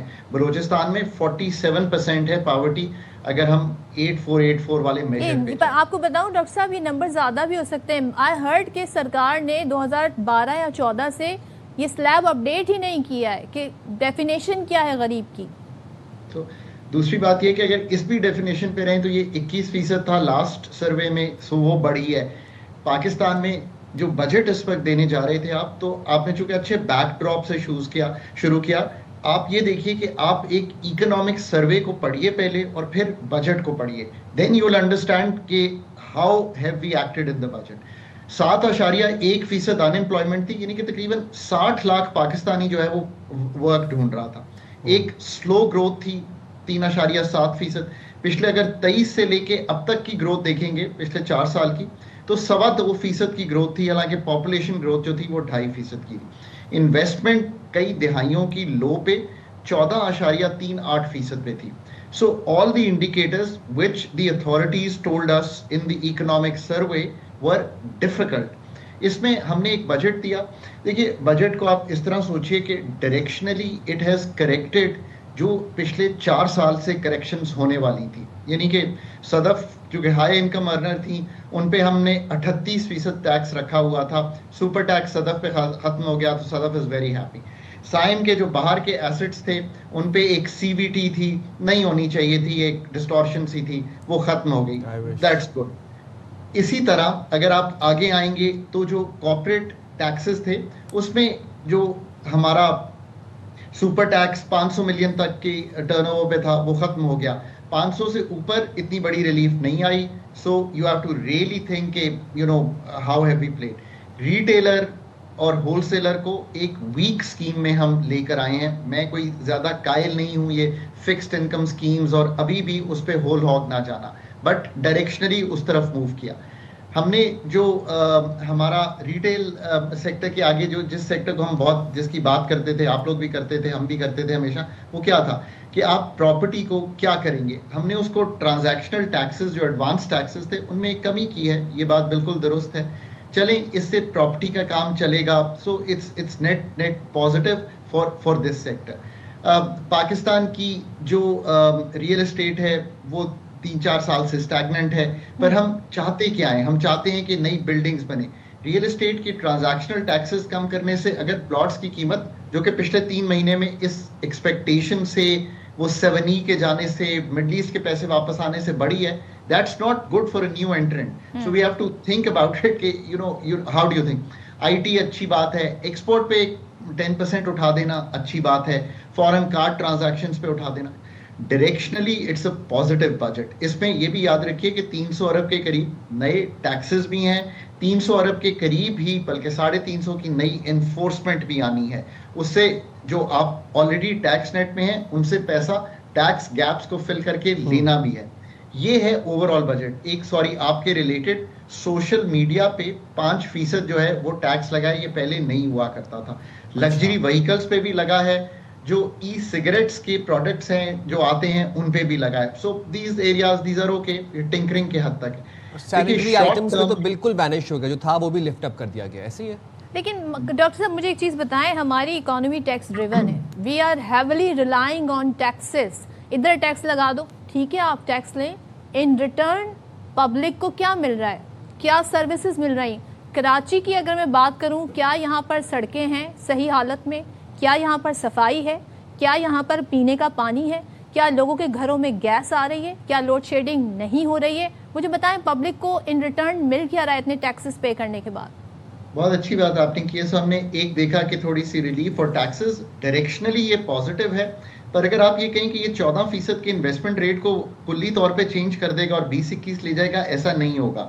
اگر آپ یہ کہیں کہ کلی طور پہ پاورٹی میں ہم ڈراپ دیکھیں گے اگلے 2-3 سال میں بیکاز اتنی انویسٹمنٹ پک اپ کر جائے گی, تو شاید ایسا بھی نہیں ہوگا, بیکاز جو کوانٹم آف ورک ریکوائرڈ ہے وہ از مچ مور. ابھی بھی آپ نے ریٹیل کو اس طرح نہیں لائے, ایگریکلچر انکم ٹیکس کا اجرا, capital gains tax on property. So you have not gone after the untaxed sectors the way you should have. اب آپ کی بات بڑی امپورٹنٹ ہے. This is the area that remains highly untouched in the budget. What is that area?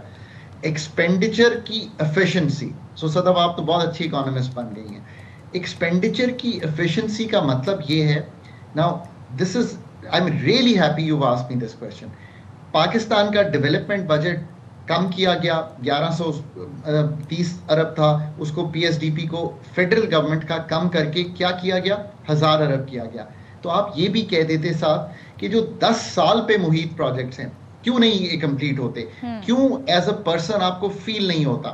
یہ اس لیے نہیں ہوتا کہ اس وقت تھرو فارورڈ, یعنی کہ ایسے پروجیکٹ ہیں جن کو کمپلیٹ کرنے کے لیے 10 سے 12,000 ارب چاہیے, اگلے 10 سال میں نہیں کمپلیٹ ہوں گے. سو اگر 10 سال میں نہیں کمپلیٹ ہوں گے, you will not feel the benefit as a person living in Pakistan, and the manufacturer will not feel the difference of hardware and the software that we are trying to create. یہ بہت اچھی بات آپ نے کیا ہے. ہمیں ساتھ پی ایس ڈی پی کی ریشنلائزیشن دینی چاہیے تھی. ایکسپینڈیچر کی اوور آل ایفیشنسی, جس کا کیا مطلب ہے, وفاق کا جو کام ہے اس کو سکڑتے ہوئے دکھانا چاہیے تھا. These are still the weak areas in the budget. ٹھیک ہے, بہت شکریہ خاقان نجیب صاحب, آپ نے پروگرام کے لیے وقت نکالا اور اپنی انسائٹ فل انالیسس سے ہمیں آگاہ بھی کیا. موونگ فارورڈ جناب, ایک بڑا دل خراش واقعہ پیش آیا اوور دا ویکینڈ اور سوشل میڈیا پہ وہ اس پہ بڑی بحث بھی ہو رہی ہے. چکوال میں دوران ڈکیتی یہ واقعہ پیش آیا ہے. سی سی ڈی کی مبینہ فائرنگ میں 9 سالہ آسٹریلوی نژاد پاکستانی بچی ہانیہ احمد جاں بحق ہوئی, جبکہ اس کے والد عدیل احمد اور بھائی زخمی ہوئے. یہ افسوسناک واقعہ پیش آیا ہے. بالکل آپ نے صحیح جانب اشارہ کیا. سی سی ٹی وی اگر ہم دیکھیں یہ اتنی دل خراش ہے کہ اندھا دھند فائرنگ کر دی گئی. انٹرنیشنل میڈیا اس سارے ایشو کو ریز کر رہا ہے, اور آپ خاص طور پہ ظاہر ہے کیونکہ آسٹریلوی نژاد تھے, تو آپ دیکھیں کہ وہاں پر بھی اس ایشو کو کافی زیادہ ہائی لائٹ کیا. اچھا جی, پھر ایف آئی آر کے مطابق عدیل احمد اپنی فیملی کے ہمراہ سی سی ٹی دفتر کے قریب سے گزر رہے تھے کہ مسلح شخص نے انہیں روکا اور روک کر زیورات حوالے کرنے کا مطالبہ کیا, اور اسی دوران فائرنگ کی آواز سنائی دی. تو بات کر لیں گے اسی حوالے سے, ہمارے نمائندے ہمارے ساتھ موجود ہیں, ان سے مزید تفصیلات جانیں گے. بتائیے گا بابر ملک, یہ کیا واقعہ تھا اور اس کے اب ایف آئی آر میں کیا محرکات ہیں؟ بہت شکریہ سائم اور صدف. یہ بہت دلخراش واقعہ ہے. سی سی ڈی تو پہلے ان کو ایک ٹارگٹ ملتا ہے, اٹھایا اور گول کر دیا وغیرہ وغیرہ معاملہ یہ ہوتا ہے, لیکن یہ ہوا یہ کہ ایک سی سی ڈی اہلکار جو ہے وہ ڈیوٹی پہ آن ہے یا نہیں, یہ تحقیقات میں ہوگا, سامنے آئے گی. لیکن مس کیا ہے انہوں نے, جج کیا اور وائلیشن کی ہے ایس او پیز کی. جو تحقیقاتی کمیٹی بنی ہے اس کے سامنے یہ ساری صورتحال سامنے آئی ہے. ایک تو انہوں نے وارم نہیں کیا, جب خاتون نے اپنے زیورات ڈاکوؤں کو دے دیے, ان کو کہا کہ ہماری جان چھوڑو, وہ چلے گئے, لیکن ایک دم سے فائرنگ کی آنن فانن واضح آئیں. تو اس نے اپنے ابتدائی بیان میں یہ کہا, جو شجاعت اہلکار ہے سی سی ڈی کا, کہ اس نے یہ جج کیا کہ یہ گاڑی جو چلا رہے ہیں یہ ڈاکو لے کے جا رہے ہیں, تو اس لیے اس نے فائرنگ کر دی. تو پولیس نے مقدمہ درج کیا چکوال میں. ڈی پی او چکوال سے ہماری بات ہوئی, کاشف ذوالفقار سے, انہوں نے کہا کہ مقدمہ درج کیا, تحقیقات سی سی ڈی کے حوالے ہے.